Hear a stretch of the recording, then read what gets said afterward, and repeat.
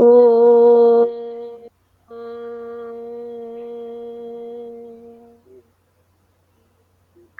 ଆଜିର ବ୍ୟାସାସନରେ ଉପବେଶନ କରିବା ପାଇଁ ସଭକ୍ତିକ ନିମନ୍ତ୍ରଣ ସହ ପ୍ରଣାମ ନିବେଦନ କରୁଛି ପଣ୍ଡିତ ଶ୍ରୀଯୁକ୍ତ ଭାବଗ୍ରାହୀ ମିଶ୍ର ମହୋଦୟ। ଆଜିର ପଞ୍ଚମ ସ୍କନ୍ଦ ତୃତୀୟ ଆଉ ଚତୁର୍ଥ ଅଧ୍ୟାୟକୁ ଆପଣ ଆଲୋଚନା କରିବା ଭାବେ ସୁସ୍ୱାଗତ କରୁଛି।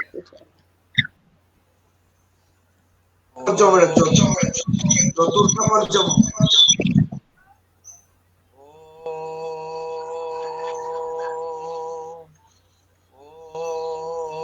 ଶ୍ରୀ ଗଣେଶାୟ ନମଃ। ଓಂ ଶ୍ରୀ ନମୋ ଭଗବତେ ଶ୍ରୀ ରଘୁନାଥାୟ। ଓಂ ନମୋ ଭଗବତେ ଶ୍ରୀ ବାସୁଦେବାୟ। ଓಂ ନମୋ ଭଗବତେ ଶ୍ରୀ ଜଗନ୍ନାଥାୟ। ओम क्षीरोन्नत प्रदेशे सुचिमणि विलसौतिकानां माला कृप्ता स्तन संस्फटिमणि निभै मंडितांगै शुभ्रैरभ्रैरदभ्रैरुपरि विरचितै मुक्त पीयूष वर्षै रानन्देना पुनिया दरि नळि नगदा कम्बुपा पाणी मुकुंद। हे वृंदावन नीलय मधुरिपु माधुर्य लीला कृति। हे गोवर्धन धारी हे गोकुल पते रास स्थले चंद्रमा। हे गोपी जन बल्लभं नटवरं हे श्याम राधा पते। कालिंदी विपिने सदा बसतु मे त्राहि त्वमेव प्रभु। बंधु परिवार आभासी कार्यक्रम उपस्थित थिबा सम्माननीय सभापति महोदय संपादिका महोदया एवं समस्त को सिय राममय सब जग जानी करऊँ प्रणाम जोरी जुग पाणी। सज्जन मानक मोर प्रणाम निवेदन।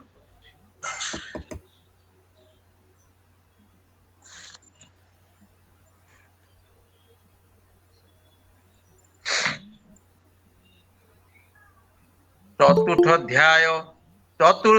अध्याय चरित ऋषभु जात सते सुत ताहांक राजे प्रजा जन अति आनंदे नेले दीन। श्री भागवत महाराज की गोटे कथा होची आज्ञा जीवन चर्या आम वर्तमान जेते बा जेते समय अतिक्रांत कर सारे बा जहाँ को जेते वर्ष है आम जानुचे जे परम शास्त्र भागवत अभ्यास करुथिब नित मला बेले मध्य भागवत कहा जाए एवं आसीबा बेले मध्य भागवत कहवा उचित।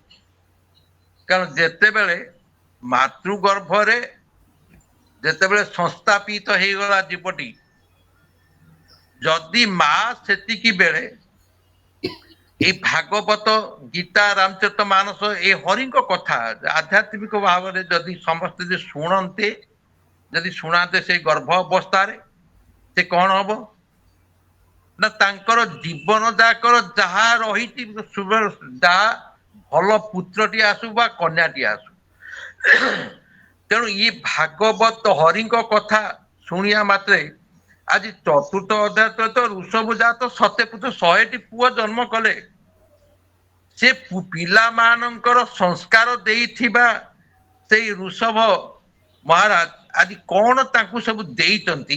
कारण आम जेते बेले पिलाटी जेते बेले मातृगर्भरे संस्थापित हवा को जाउची देखिले जे प्रथम मासे तुझे हेलु धवल वर्ण द्वितीय मासरे तुझे जले जेसने मीन तृतीय मासे तुझे सुने मेलिलु डाल चतुर्थे अस्थि खंजा तोहरी बड़ माया भी जीवन नुहे कहारी दिने नभजु राम कृष्ण श्रीहरि।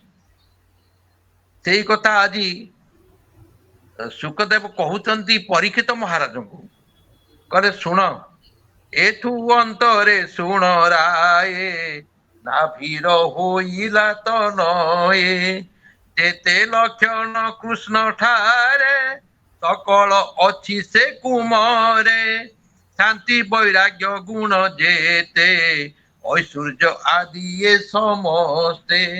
आज चिंता करुचंती तेणु सी चिंता करी कहउचंती जे ये जो ऐश्वर्य प्राप्ति होइतिबा पिला माने केमिति आसुचंती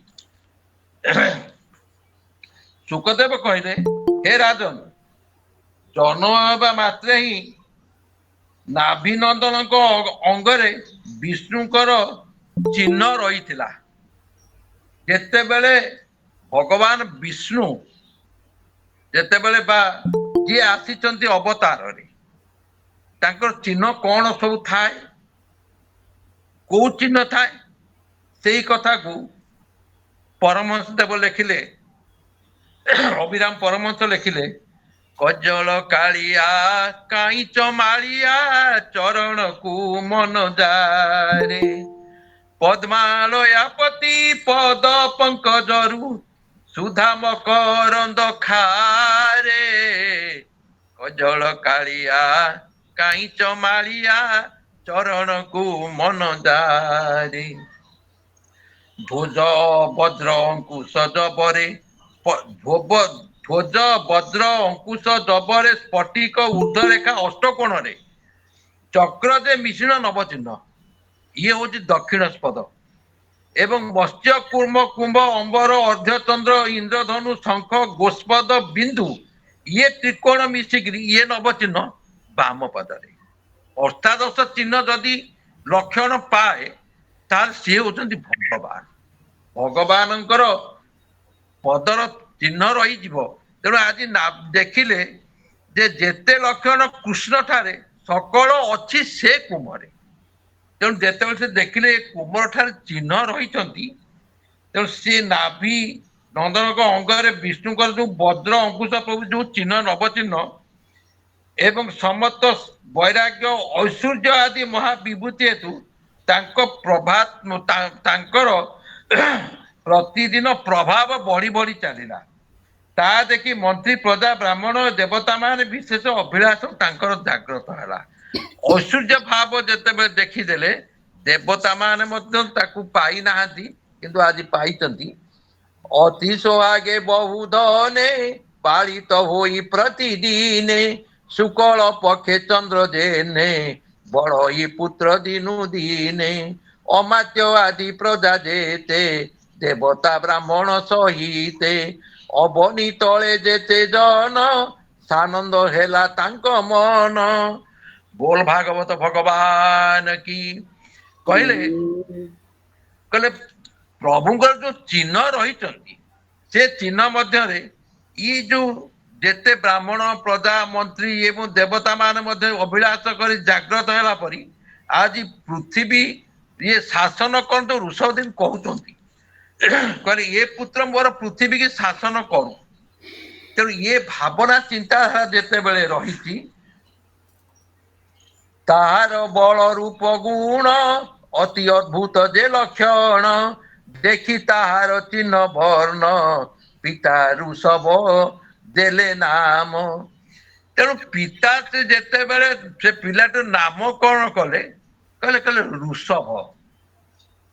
ତେଣୁ ସେଇଥିପାଇଁ ସେ କହିଲେ ପୁତ୍ରର ସୁନ୍ଦର ଏବଂ କମନୀୟ ତାର ଚାଲି ବା ତାର ଆଚାର ବ୍ୟବହାର ଏବଂ ଶରୀର ଗଠନ, ଇଏ ସମସ୍ତ ଯେତେବେଳେ ଦେଖିଲେ ଐଶ୍ୱର୍ଯ୍ୟ ଦେଖିଲେ ପିଲା ବେଳୁ, ଏବଂ ତାଙ୍କର ଭାବିଲେ ପରାକ୍ରମ ଏବଂ ବୀରତ୍ୱ ଯାହା ତାଙ୍କ ନିକଟରେ ଅଛି, ତେଣୁ ସିଏ ତାକୁ କହିଲେ ନାଭି କହିଲେ ଇଏ ମୋର ପୁଅଟି ହଉଛି ଋଷଭ। ଋଷି ଋଷଭ ଶ୍ରେଷ୍ଠ, ଇଏ ହଉଛି ସବୁଠାରୁ ଶ୍ରେଷ୍ଠ। ତାହାର ବଳ ରୂପ ଗୁଣ ଅତି ଅଦ୍ଭୁତ ଯେ ଲକ୍ଷଣ, ଦେଖି ତାହାର ଚିହ୍ନ ବର୍ଣ୍ଣ ପିତା ଋଷଭ ଦେଲେ ନାମ। ଯେବେ ତାହାଙ୍କ ସଙ୍ଗତରେ ବିବାଦ କଲା ପୁରନ୍ଦରେ, ଯେ ଭଗବାନ ଯୋଗେଶ୍ୱର ଋଷଭ ନାମଟି ଯାହାର, ଆପଣା ଯୋଗ ମାୟା ବଳେ ଇନ୍ଦ୍ରଙ୍କୁ ନିଗ୍ରହ ଯେ କଲେ। ବୋଲ ଭାଗବତ ଭଗବାନ କି। ଇନ୍ଦ୍ର ମହାରାଜ କେବଳ ଗୋଟିଏ ଜାଣନ୍ତି ଯେ ମୋ ଇନ୍ଦ୍ର ଆସନ କିଏ ନେଇଯିବ। କାରଣ ଯେ ତପସ୍ୟା ହଉ, ଧ୍ୟାନ ବଳ ଧ୍ୟାନ କରୁ ବା ଜନ୍ମ ହଉ ଯିଏ ହଉ, କିନ୍ତୁ ଯଦି ଇନ୍ଦ୍ର ଶୁଣିବାକୁ ପାଇଲେ ତାହେଲେ ଇଏ ବୋଧେ ମୋର ଇନ୍ଦ୍ର ପଦ ନେଇଯିବ କି। ତେଣୁ ସେଥିପାଇଁ ସେ କଣ କଲେ ନା, ଦେବରାଜ ଇନ୍ଦ୍ର ଈର୍ଷାବଶତଃ ସେ ନାଭିଙ୍କ ରାଜ୍ୟରେ ଆଉ ବର୍ଷା କଲେ ନାହିଁ।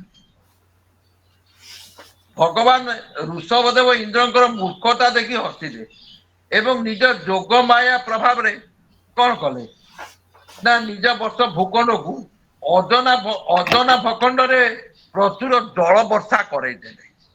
ଯେତେବେଳେ ଜଳ ବର୍ଷା କରେଇଦେଲେ ଯେବେ ତାହାଙ୍କ ସଙ୍ଗତରେ ବିବାଦ କଲା ପୁରନ୍ଦରେ ଏବଂ ଶ୍ରୀହରି ତାଙ୍କରି ଲୀଳା ବେସନରେ ମଧ୍ୟ ମୁଗ୍ଧ ହୋଇ ସିଏ ତାଙ୍କୁ ଗଦଗଦ କଣ୍ଠରେ ଆଜି ବସ୍ତ ବାପା ବୋଲି କହୁଛନ୍ତି। ଲୀଳାରେ ଶରୀର ବହି ତାହାଙ୍କୁ ପୁତ୍ର ଭାବ କରି ବଦନେ ବଚନ ଉଚାରି ସ୍ନେହ ଭାବରେ ସେ ଭଜିଲା ପରମ ବ୍ରହ୍ମଙ୍କୁ ପାଇଲା। ବୋଲ ସତ୍ୟାନନ୍ଦ ଭଗବାନ କି ସିଏ ଯେତେବେଳେ ଅତ୍ୟନ୍ତ ଲୀଳା ତାଙ୍କର ପ୍ରଭୁଙ୍କର ଯେପରି ଲୀଳା ସେଇ ଲୀଳାରେ ଆଜି ବଶବର୍ତ୍ତୀ ହୋଇ ଆଜି ଋଷଭଙ୍କର ଦେଖିକି ଭାବି ଗଦଗଦ କଣ୍ଠରେ କହୁଛନ୍ତି ଏ ବସ୍ତ ବା ହେ ବାପା ସମ୍ବୋଧନ କରିକି ତାଙ୍କୁ କହୁଛନ୍ତି ବୋଲି ସେ ଆଜି ନିହାତି ବଡ ସୁଖ ଅନୁଭବ କଲେ। ଏଣୁ ଅନ୍ତରେ ନୃପମଣି ପୁତ୍ରର ବଳ ବୁଦ୍ଧି ଜାଣି ଆତ୍ମୀୟ ବ୍ରାହ୍ମଣକୁ ରାଇ ରାଜତପଣେ ପୁତ୍ର ଦେଇ ସେ ମେରୁ ଦେବୀ ପତ୍ନୀ ତାର ସଙ୍ଗତେ ଘେନି ନୃପବର। ରାଜା ଯେତେବେଳେ ଜାଣିଲେ ନାଭି ଯେତେବେଳେ ଜାଣିଲେ ଯେ ମୋ ପୁତ୍ର ବର୍ତ୍ତମାନ ଯୋଗ୍ୟ ତାର ସେ ବର୍ତ୍ତମାନ ରାଜପଦ ପାଇବା ପାଇଁ ଯୋଗ୍ୟ ତେଣୁ ସେ ଯୋଗ୍ୟ ହବା ପାଇଁ ଯେତେବେଳେ ରାଜା ଜାଣିଲେ ପୁତ୍ରର ବଳ ବୁଦ୍ଧି ଜାଣି ଆତ୍ମୀୟ ବ୍ରାହ୍ମଣ ମାନଙ୍କୁ ଡାକିଲେ ପ୍ରଜା ମାନଙ୍କୁ ଡାକିଲେ ଏବଂ ସମସ୍ତଙ୍କୁ ଡାକି ମନ୍ତ୍ରିମଣ୍ଡଳ ନାଗରିକ ରାଷ୍ଟ୍ରର ଜନତା ଋଷଭ ଦେବଙ୍କୁ ଅତ୍ୟନ୍ତ ଭଲ ପାଉଥିବା ଦେଖି ନାଭି ଧର୍ମ ମର୍ଯ୍ୟାଦା ରକ୍ଷା ପାଇଁ ତାହାଙ୍କର ରାଜ୍ୟାଭିଷେକ କରେଇଦେଲେ। କାରଣ ଇଏ ହଉଛି ମୋର ଉପଯୁକ୍ତ ସନ୍ତାନ ବା ଉପଯୁକ୍ତ ପୁତ୍ର, ଇଏ ରାଜ୍ୟ ଶାସନ କରିପାରିବ ଏଇ ଧାରଣାରେ ସେ ତାଙ୍କର ରାଜ୍ୟାଭିଷେକ କରିଦେଲେ ଏବଂ ବ୍ରାହ୍ମଣ ମାନଙ୍କ ଦାୟିତ୍ୱ ଥିଲେ।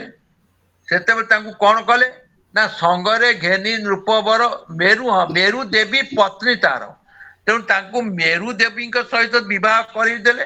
ସଙ୍ଗତେ ଘେନି ନୃପବର ବିଶାଳ ଆଶ୍ରମେ ରହିଲା ପରମ ତପ ଆଚରିଲା ସମାଧି ଯୋଗରେ ରାଜନ ଚିନ୍ତଇ ପ୍ରଭୁ ଭଗବାନ କେତେ ହିଁ ଦିନ ତପ କଲା ଅନ୍ତେ ସେ ମୁକତି ଲଭିଲା।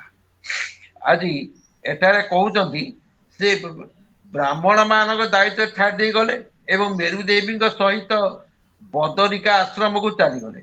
ସେଠାରେ ସେ ଅହିଂସା ବୃତ୍ତି ଧରି କାରଣ ଯେତେବେଳେ ଯାଇଥିଲେ ମନୁ ଏବଂ ମା ଶତରୂପା ଯାଇଥିଲେ ତପସ୍ୟା କରିବାକୁ ଦ୍ୱାଦଶ ଅକ୍ଷର ମନ୍ତ୍ର ପୁଣି ଯାଇ ଜପତ ଅନୁରାଗ ବାସୁଦେବ ପଦ କରଇ ଦେଉ ଭନତା।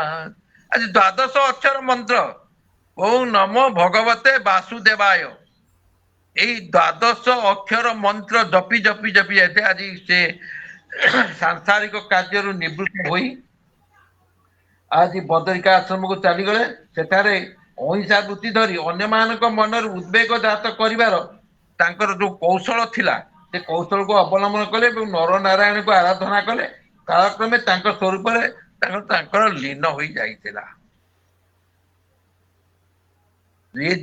ବେନି ଶ୍ଲୋକରେ ଗାୟନ କରନ୍ତି ସଂସାରେ ଏ ମନ୍ତେ ସଂସାର କେବ ନାଭିର କର୍ମକୁ କରିବ ତାର ଶୁଦ୍ଧ ଭାବୁ କରି ପୁତ୍ର ହୋଇଲେ ନର ହରି ସେ ରାଜା ବିପ୍ର ଭକ୍ତ ହୋଇ ଯଜ୍ଞେ ପୂଜିଲା ଭାବଗ୍ରାହୀ ଅଗ୍ନିରେ ପ୍ରଭୁ ଚକ୍ରଧର ଦେଖିଲା ନୟନ ଗୋଚର। ଆଜି କହୁଛନ୍ତି ଯେ ହେ ପଣ୍ଡୁନନ୍ଦନ ଏ ପାଣ୍ଡୁନନ୍ଦନ ରାଜା ନାଭିଙ୍କ ବିଷୟରେ ଲୋକମାନେ କହନ୍ତି ରାଜର୍ଷି ନାଭିଙ୍କ ପରି ଉଦାର କର୍ମ ଅନ୍ୟ କେଉଁ ପୁରୁଷ ମଧ୍ୟ କରିପାରିବେ ନାହିଁ। କାରଣ ତାଙ୍କର ଶୁଦ୍ଧ କର୍ମରେ ସନ୍ତୁଷ୍ଟ ହୋଇ ସାକ୍ଷାତ ଶ୍ରୀହରି ତାଙ୍କର ପୁତ୍ର ରୂପରେ ହୋଇଗଲେ। ଏତେ ମାନେ ସୁକର୍ମ କରିଥିଲେ ଏମିତି ଭାଗ୍ୟ ସେ ପାଇଥିଲେ ଯେ ଶ୍ରୀହରି ଆଜି ତାଙ୍କର ପୁତ୍ର ଭାବରେ ଆସିଗଲେ ଏବଂ ମହାରାଜ ନାଭିଙ୍କ ପରି ଜଣେ ବ୍ରାହ୍ମଣ ଭକ୍ତ ବି ଆଉ କିଏ ହୋଇପାରିବ? ତାଙ୍କର ଦକ୍ଷିଣା ଆଦିରେ ସନ୍ତୁଷ୍ଟ ହୋଇ ବ୍ରାହ୍ମଣ ମାନେ ଯୋଉ ମନ୍ତ୍ର ବଳରେ ତାଙ୍କୁ ସେମାନଙ୍କୁ ଯୋଉ ବ୍ରାହ୍ମଣ ମାନେ ତାଙ୍କୁ ଦଉଥିଲେ କଣ ଆଶୀର୍ବାଦ ଦଉଥିଲେ। ସେଇ ଆଶୀର୍ବାଦ ଫଳରେ ମନ୍ତ୍ର ବଳରେ ତାଙ୍କ ଜଗତ ସାକ୍ଷାତ ଶ୍ରୀ ବିଷ୍ଣୁ ଭଗବାନଙ୍କୁ ଦର୍ଶନ କରାଇଦେଲେ। ଏଠୁ ଅନ୍ତରେ ନୃପ ଶୁଣ ସେ ଯେ ଋଷଭ ଭଗବାନ ଗୁରୁକୁଳରେ ବାସ କଲେ ଲୋକରେ ଧର୍ମ ଦେଖାଇଲେ ସମସ୍ତ ବିଦ୍ୟା ପୂର୍ଣ୍ଣ କରି ଗୁରୁଙ୍କ ଆଜ୍ଞା ଶିରେ ଧରି ଗୃହସ୍ଥ ଧର୍ମ ଆଚରଣ କରଣେ ସଂସାର ପାଳନ ଗୁରୁ ସନ୍ତୋଷ ଦେବର ହୋଇବ ସତେକ କୁମର ଏମନ୍ତ ଗଲା କେତେ ଦିନ ଋଷଭ ସେ ମହାରାଜନ ବେଦ ଉଚିତ କର୍ମ ମତେ ବିଭା ହୋଇଲେ ଯଥଚିତେ। ଆଜି ଯେତେବେଳେ ବାଲ୍ୟ କାଳରେ ଯାଇକିରି ଶିକ୍ଷା ଲାଭ କରିଛନ୍ତି ଏବଂ ତାଙ୍କର ଶିକ୍ଷାରେ ଗୁରୁ ସନ୍ତୁଷ୍ଟ ହୋଇ ଗୁ ଅର୍ଥ ଅନ୍ଧକାରରୁ ରୁ ଅର୍ଥ ତାଙ୍କୁ ଆଲୋକ ପହୁଞ୍ଚା ଦେଇଛନ୍ତି ଗୁରୁଙ୍କ ଠାରୁ ସମସ୍ତ ଶିକ୍ଷା ଅଷ୍ଟାଦଶ ବିଦ୍ୟା ଶିକ୍ଷା ଲାଭ କରି ସାରିଲା ପରେ ଯେତେବେଳେ ତାଙ୍କୁ ଦେଖିଲେ ଗୁରୁ ଇଏ ପ୍ରକୃତରେ ଇଏ ସମସ୍ତ ବିଦ୍ୟାର ଅଧିକାରୀ, ତେଣୁ ସେଇଥିପାଇଁ ତାଙ୍କୁ କହିଲେ ଭଗବାନ ଋଷଭ ଦେବ ନିଜର କର୍ମଭୂମି ରୂପେ ଗ୍ରହଣ କରି ଲୋକ ଶିକ୍ଷା ନିମନ୍ତେ କିଛି କାଳ ସେ ଗୁରୁକୁଳ ଯୋଉ ବାସ କରିଥିଲେ। ଗୁରୁ ଯଥୋଚ ଦକ୍ଷିଣା ଦେଇ ସାରି ଗୃହସ୍ଥ ଶ୍ରମକୁ ଯେତେବେଳେ ପ୍ରବେଶ କଲେନି ତାଙ୍କର ଆଜ୍ଞା ନେଲେ ସେତେବେଳେ ଗୃହସ୍ଥ ଧର୍ମ ବିଷୟରେ ଶିକ୍ଷା ଦେବା ନିମନ୍ତେ ସେ କଣ କଲେ ନା କିପରି ଚଳିବ ରାଜ୍ୟ ଚଳିବ କିପରି ଲୋକମାନଙ୍କୁ ଚଳିବ ଏବଂ କଣ କଣ ତୁମର ହବ ଏଇଠି ଗୁରୁ କହିଲେ ଯେ ହୋଇବ ସତେକ କୁମର। ଗୁରୁ ଅତି ସନ୍ତୋଷରେ ଅତି ଆନନ୍ଦିତରେ କହିଲେ ହେ ଋଷଭ ତୁମର ସତେକ କୁମର ହବ ଏବଂ ଏଇ ଋଷଭ ତାଙ୍କର କୁମର ହବା ଦେଖି ଭାବି ସେ ଉଚିତ ତାଙ୍କ କର୍ମ ମତରେ ତାଙ୍କୁ ବିବାହ କରାଇ ଦବା ପାଇଁ ପ୍ରସ୍ତାବ ଦେଲେ ବା ସ୍ଥିର କରିଦେଲେ। ପୂର୍ବେ ଇନ୍ଦ୍ରର ହୋଇ ଦତ ଯେ କନ୍ୟା ଜୟନ୍ତୀ ବିଦିତ। ଯୋଉ କନ୍ୟା ଋଷଭ ବିବାହ କଲେ ସିଏ ହଉଛନ୍ତି ଜୟନ୍ତୀ। କାରଣ ଇନ୍ଦ୍ରଙ୍କର ଗୋଟେ ପୁତ୍ର ଅଛି ତା ନାଁ ଜୟନ୍ତ ଏବଂ ତାଙ୍କର କନ୍ୟା ଗୋଟିଏ ଅଛି ସେ କନ୍ୟାର ନାମ ହଉଛି ଜୟନ୍ତୀ। ତହିଁ ବିବିଧ ଭୋଗ କରି ଆନନ୍ଦେ ସ୍ୱଚ୍ଛନ୍ଦ ବିହରି ଯଥା କାଳରେ ତାହାଙ୍କର ହୋଇଲେ ସତେକ କୁମର। ଆଜି ଗୁରୁଙ୍କର ଆଶୀର୍ବାଦ ଫଳ ଫଳିଲା। ଆଜି ଗୁରୁ ଯାହା କହିଥିଲେ ତେଣୁ ସେଇ କଥା ଜୟନ୍ତୀ କି ବିବାହ କରିସାରିଲା ପରେ ସ୍ୱତସ୍ନାତ ଉଭୟ ପ୍ରକାରର ସେଇ ଶାସ୍ତ୍ରୋପଦିଷ୍ଟ କର୍ମ ଆଚରଣ କରି ତାଙ୍କ ଗର୍ଭରେ ଠିକି ନିଜ ପରି 100 ଗୁଣମାନ ପୁତ୍ର ସେମାନେ ଉତ୍ପନ୍ନ କଲେ। କାରଣ ଗୁରୁଙ୍କର ଯାହା ତାଙ୍କ ଆଶୀର୍ବାଦ ଥିଲା ସେଇ ଆଶୀର୍ବାଦକୁ ପାଥେୟ କରି ଆଜି ତାଙ୍କର ସତେକ ପୁତ୍ର ଜନନୀ ହେଇପାରୁଛନ୍ତି ଜୟନ୍ତୀ ଏବଂ ବାପା ହେଇଛନ୍ତି ଋଷଭ। ଏହାଙ୍କ ମଧ୍ୟରେ ମହାବୀର ଜ୍ୟେଷ୍ଠ ଯେ ଭରତ କୁମାର ଏ ଭୂମି ଯାହାର ନାମରେ ଭାରତ ବୋଲାଇ ସଂସାରେ ଭଗବାନ କି କହିଲେ ଏଇଠି କହିଲେ ଏଇ ଯୋଉ ଭରତଙ୍କ ଯୋଉ ତାଙ୍କର ଯୋଉ ଜ୍ୟେଷ୍ଠ ପୁତ୍ର ସେ ଜ୍ୟେଷ୍ଠ ପୁତ୍ର କଣ କହିଲେ ନା ୟାଙ୍କ ମଧ୍ୟ ମହାବୀର ଜ୍ୟେଷ୍ଠ ଯେ ଭରତ କୁମାର ତାଙ୍କର ଜ୍ୟେଷ୍ଠ ପୁତ୍ର ହଉଛନ୍ତି ଭରତ ଏବଂ ସେ ମହାବୀର ଏବଂ ଇଏ ଭୂମି ଯାହାର ନାମରେ ଭାରତ ବୋଲାଇ ସଂସାରେ। ବର୍ତ୍ତମାନ ଆମେ ଯୋଉ ଭରତଙ୍କର ନାମାନୁସାରେ ଯୋଉ ଭାରତ ହେଇଛି ଏଇ ଭାରତ ଭୂଖଣ୍ଡରେ ଆମେ ବର୍ତ୍ତମାନ ଅଛେ ସେ ଭାରତ ହେଉଛି ଋଷଭଙ୍କର ଜ୍ୟେଷ୍ଠ ପୁତ୍ର ଭରତଙ୍କ ନାମାନୁସାରେ ଭାରତ ହୋଇଛନ୍ତି। ଏ ଦେଶର ଆମର ଦେଶ ନାମ ହଉଛି ଭାରତ। ଏ ଜ୍ୟେଷ୍ଠ ଭରତ ଅନ୍ତରେ ହୋଇଲେ ଋଷଭ କୁମରେ ଯେ ଇଳା ଭରତ କୁଶା ଭରତ ଇନ୍ଦ୍ର ସ୍ଫଟିକ ବ୍ରହ୍ମା ଭରତ ମଳୟ କେତୁ ଯେ ନନ୍ଦନ ବିଦର୍ଭ ଆର ଭଦ୍ରସେନ କିକିଟ ଆଦି ନବପୁତ୍ର ପଛେ କହିବା ତା ଚରିତ। ଜଗନ୍ନାଥ ଦାସ କହିଲେ ଏଇ ଯୋଉ ନବପୁତ୍ର କିଏ କିଏ ହେଲେ ନା ନବପୁତ୍ର ରହିଲେ ଭରତଙ୍କ ତଳୁ କୁଶାବର୍ତ, ଇଳାବର୍ତ, ବ୍ରହ୍ମାବର୍ତ, ବଳୟ, କେତୁ, ଭଦ୍ରସେନ, ଇନ୍ଦ୍ରସ୍ପୃଗ, ବିଦର୍ଭ ଓ କିକଟ। ଏଇ ଯୋଉ 9 ଜଣ ରହିଲେ ଇଏ ଥିଲେ, ବାକି ତାଙ୍କ 9 ଜଣଙ୍କ ପରେ ରହିଲେ 90 ଭାଇ। ତେଣୁ ଏଇମାନେ ଥିଲେ, ଏମାନେ ସବୁ ସମସ୍ତେ ସେ 9 ଜଣ ଥିଲେ ପ୍ରଧାନ ଭାବରେ ଭଗବାନଙ୍କ ଭକ୍ତ। ତେଣୁ ଭଗବାନଙ୍କ ମହିମାରେ ମହିମାନ୍ୱିତ ବା ପରମ ଶାନ୍ତିରେ ପୂର୍ଣ୍ଣ ହୋଇଥିବା ଏମାନଙ୍କ ପବିତ୍ର ଚରିତ ନାରଦ ବସୁଦେବ ସମ୍ବାଦ ପ୍ରସଙ୍ଗରେ ଅଛି। କିନ୍ତୁ ଏଇଟା ବର୍ତ୍ତମାନ ସେଇଟା ହଉଛି ଏକାଦଶ ସ୍କନ୍ଧରେ। ତେଣୁ ଏଇଭଳି ଭାବରେ ଏହାଙ୍କ ଯେ ନବ ଅନୁଜ ଶୁଣ କହିବା ମହାରାଜ, ସେ କବି ହରି ଅନ୍ତରୀକ୍ଷ ଏ ତିନି ଦାନ ଧ୍ୟାନେ ଦକ୍ଷ, ପ୍ରବୁଦ ଯେ ପିପଳାୟନ ଷଷ୍ଠରେ ଆବିର୍ଭୂତ ନାମ, ଦ୍ରୁମିଳ ତମସ ଯେ ଦୁଇ କର ଭାଜନ ନବ ଭାଇ, ଏ ନବ ଶ୍ରେଷ୍ଠ ଭାଗବତ ପବିତ୍ର କଲେ ଏ ଜଗତ, ପରେ ବସୁଦେବ ନାରଦ ତିନି ଜଣଙ୍କ ଯେ ସମ୍ବାଦ, ସେଠାରେ ବର୍ଣ୍ଣିବୁ ସମସ୍ତ ଶୁଣ ରାଜନ ପରୀକ୍ଷିତ। ତେଣୁ ଆଜି କହୁଛନ୍ତି ଏକାଦଶ ସ୍କନ୍ଧରେ ଆର ପୁଙ୍ଖାନୁପୁଙ୍ଖ ଆଲୋଚିତ ହେଇଛନ୍ତି। ଆଜି କହୁଛନ୍ତି ପରୀକ୍ଷିତ ମହାରାଜଙ୍କୁ ସୁଖଦେବ କହୁଛନ୍ତି, ହେ ମହାରାଜ, ଏଇ ଯୋଉ ବର୍ତ୍ତମାନ ଆଙ୍କ ଚରିତ୍ର ମୁଁ କହୁଛି, କାରଣ ଆମେ ବର୍ତ୍ତମାନ ସମସ୍ତଙ୍କ ଚରିତ୍ର ଉପରେ ଯାଉଛି। ଭାଗବତ କହିଛନ୍ତି ସମସ୍ତଙ୍କ ଚରିତ୍ର ଉପରେ। ଚରିତ୍ରଟା ଶୁଣିବା ମାତ୍ରେ ଶ୍ରବଣ କୀର୍ତ୍ତନ ବିଷ୍ଣୁ ସ୍ମରଣ ପାଦ ସେବନମ ଅର୍ଚ୍ଚନଂ ବନ୍ଦନଂ ଦାସ୍ୟଂ ସଖ୍ୟ ଆତ୍ମନିବେଦନମ।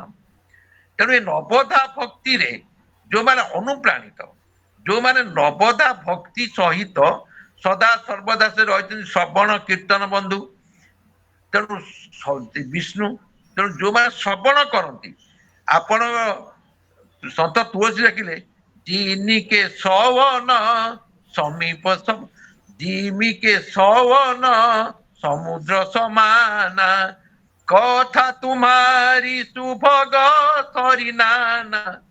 ଆପଣଙ୍କ କାନ ହଉଛି ଗୋଟେ ଗୋଟେ ସମୁଦ୍ର। କାହିଁକି ନା ଆପଣ ଯେତେ ପ୍ରକାର ଭଗବାନଙ୍କର କଥା ଶୁଣୁଛନ୍ତି, ଗୀତା, ଭାଗବତ, ରାମଚରିତ ମାନସ, ସ୍କନ୍ଦ ପୁରାଣ, ବିଭିନ୍ନ ପ୍ରକାର ପ୍ରଭୁଙ୍କର ସେଇ ତାଙ୍କର କରୁଣା ପାଇବା ପାଇଁ ଯେତେ ପ୍ରକାର ଆଲୋଚ୍ୟ ହଉଛନ୍ତି, ତେଣୁ ସେ ଆଲୋଚନାକୁ ଆମେ ଶୁଣିଲେ କାନ ହଉଛି ଆମର ଏକ ସମୁଦ୍ର।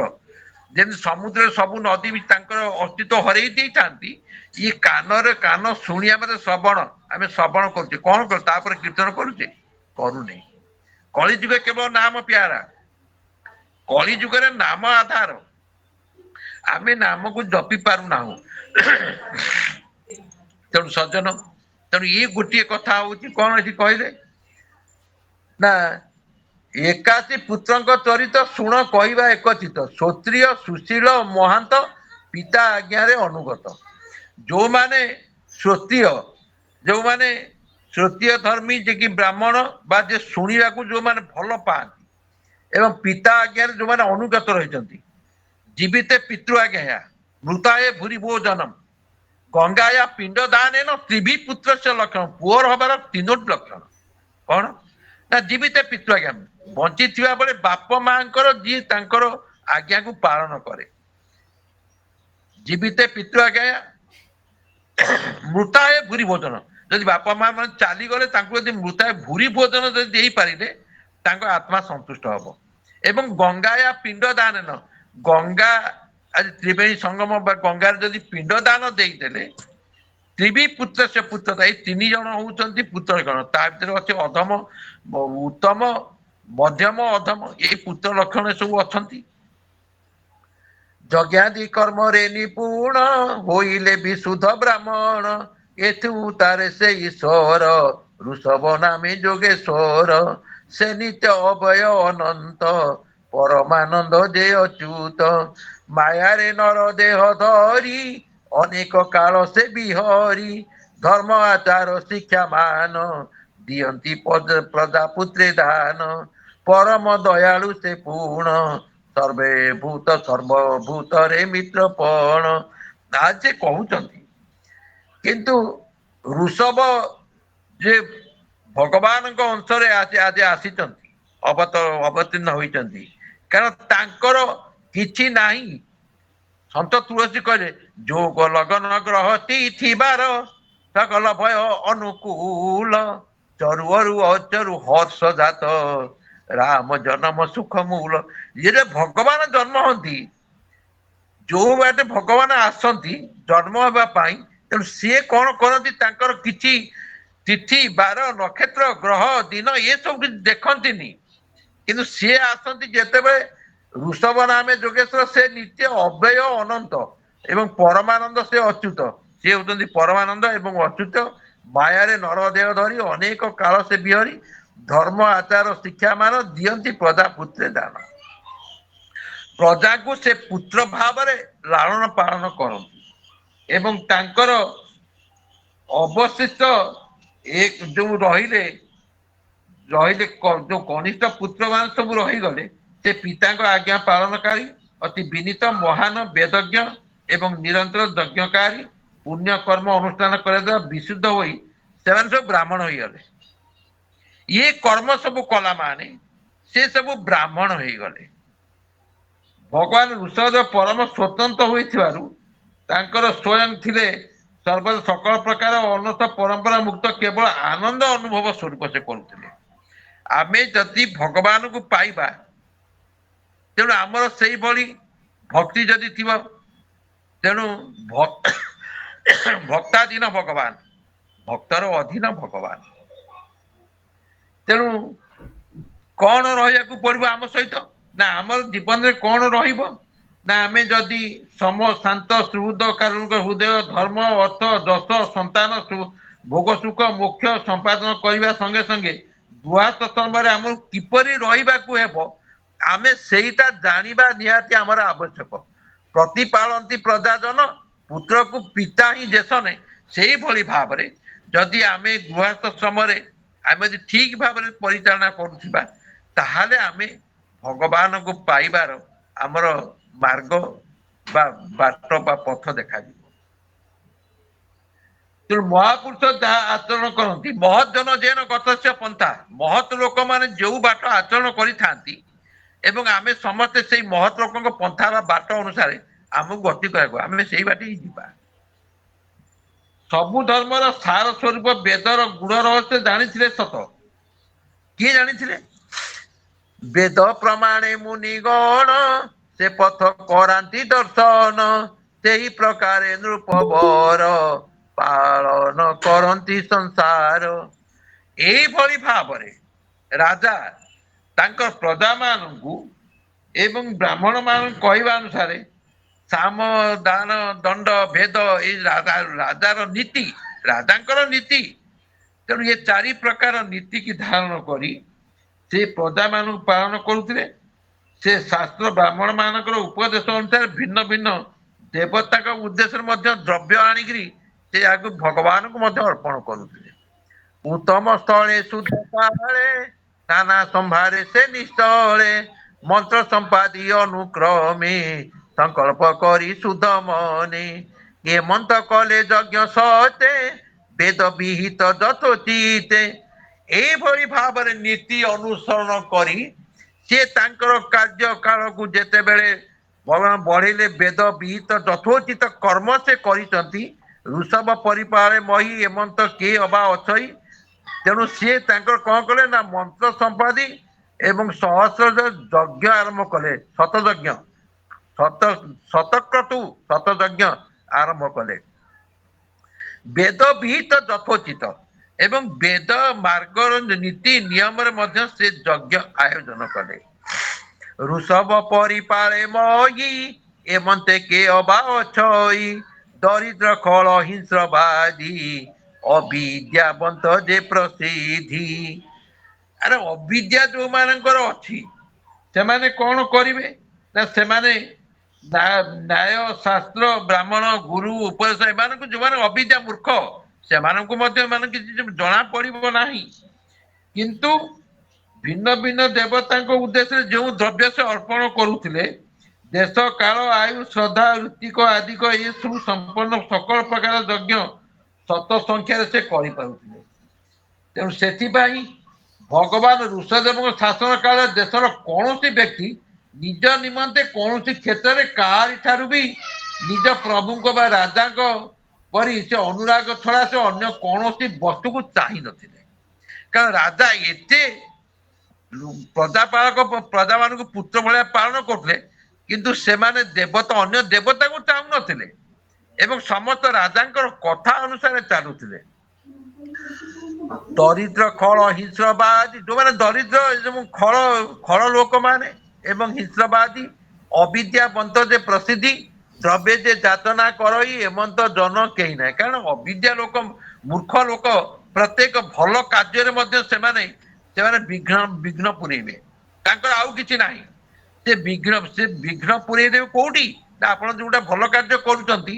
ତେଣୁ ସେମାନେ ସେ କାର୍ଯ୍ୟକୁ ନଷ୍ଟ କରିବା ପାଇଁ ବିଭିନ୍ନ ପ୍ରକାର ଷଡ଼ଯନ୍ତ୍ର ବା ହୀନ ଚକ୍ରାନ୍ତ କରିକିରି ସେ କାର୍ଯ୍ୟ କିପରି ଭଣ୍ଡୁର ହବ, ସେ କାର୍ଯ୍ୟ ଆପଣ ସକ୍ସେସଫୁଲ ହେଇପାରିବେ ନାହିଁ, ଏଇ କଥାକୁ ସେମାନେ ଚିନ୍ତା କଲେ ପ୍ରଥମ।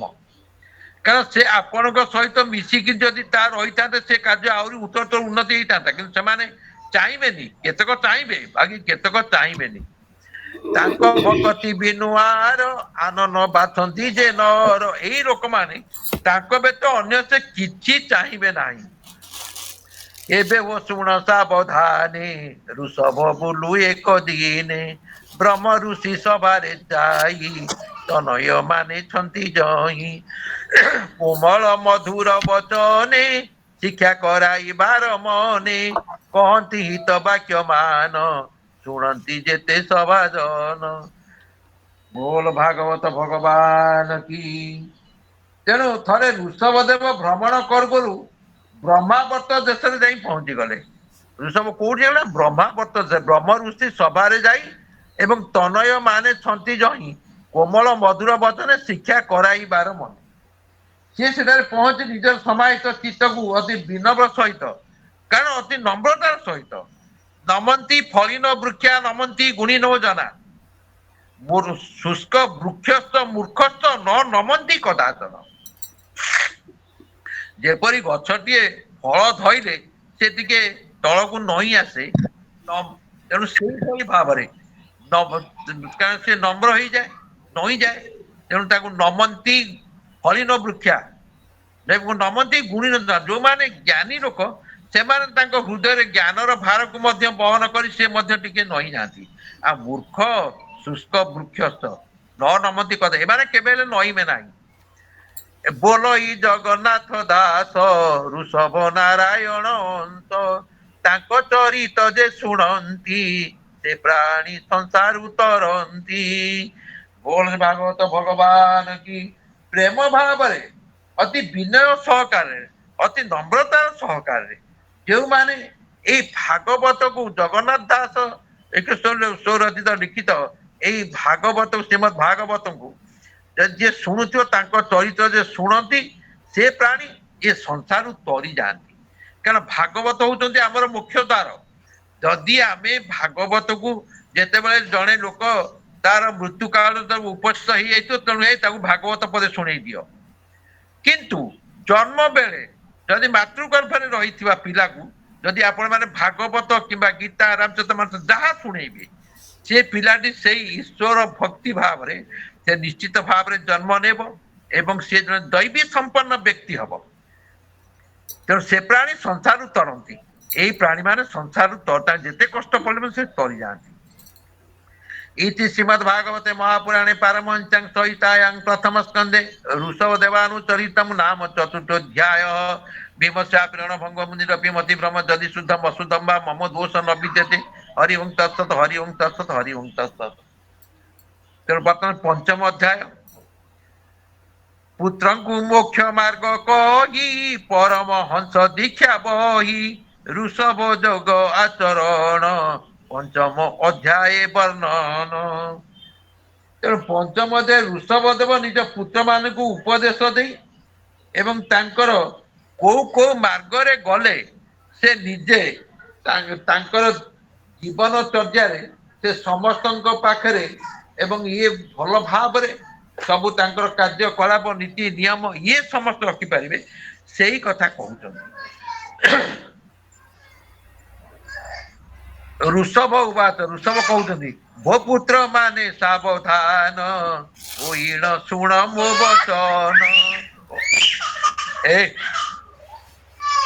যে প্রাণী কাম্য কর্ম মান নিরতে করে আচরণ সে প্রাণী ব্যর্থ এ সংসারে পড়ে নরক মহাঘরে যেତେବେଳେ ଉପସ୍ଥ ହେଇ ରହିବ ସର୍ବେ ହୋଇବେ ଏକ ମୁଖ ଡାକିବେ ନାରାୟଣ ରଖ ନାରାୟଣ ଡାକିବେ ଏକ ମୁଖ ହୋଇ ଯେତେବେଳେ ଡାକିବ ସମସ୍ତେ ବିପଦ ଆସିଲା ବେଳେ ଡାକିଥିବ କିନ୍ତୁ ଯିଏ ଯୋଉ ଭଳି ଭାବରେ ସ୍ମରଣ କରିବ ଭଗବାନ କହିଛନ୍ତି କହିଲେ ଯାହାର ଯେଉଁ ଭାବ ଦେଖି ନାବ ମୁଁ ଦିଅ ଈଶଳ କି ଯିଏ ଯେଉଁପରି ଭାବରେ ମତେ ସେ ଡାକିଲା କାରଣ ଆମ ମାନଙ୍କର ଧର୍ମ ତୀର୍ଥରେ ରହିଛି ଗତ ଅଧ୍ୟାୟରେ ତ ଆଲୋଚିତ ହେଇଛନ୍ତି ଆମର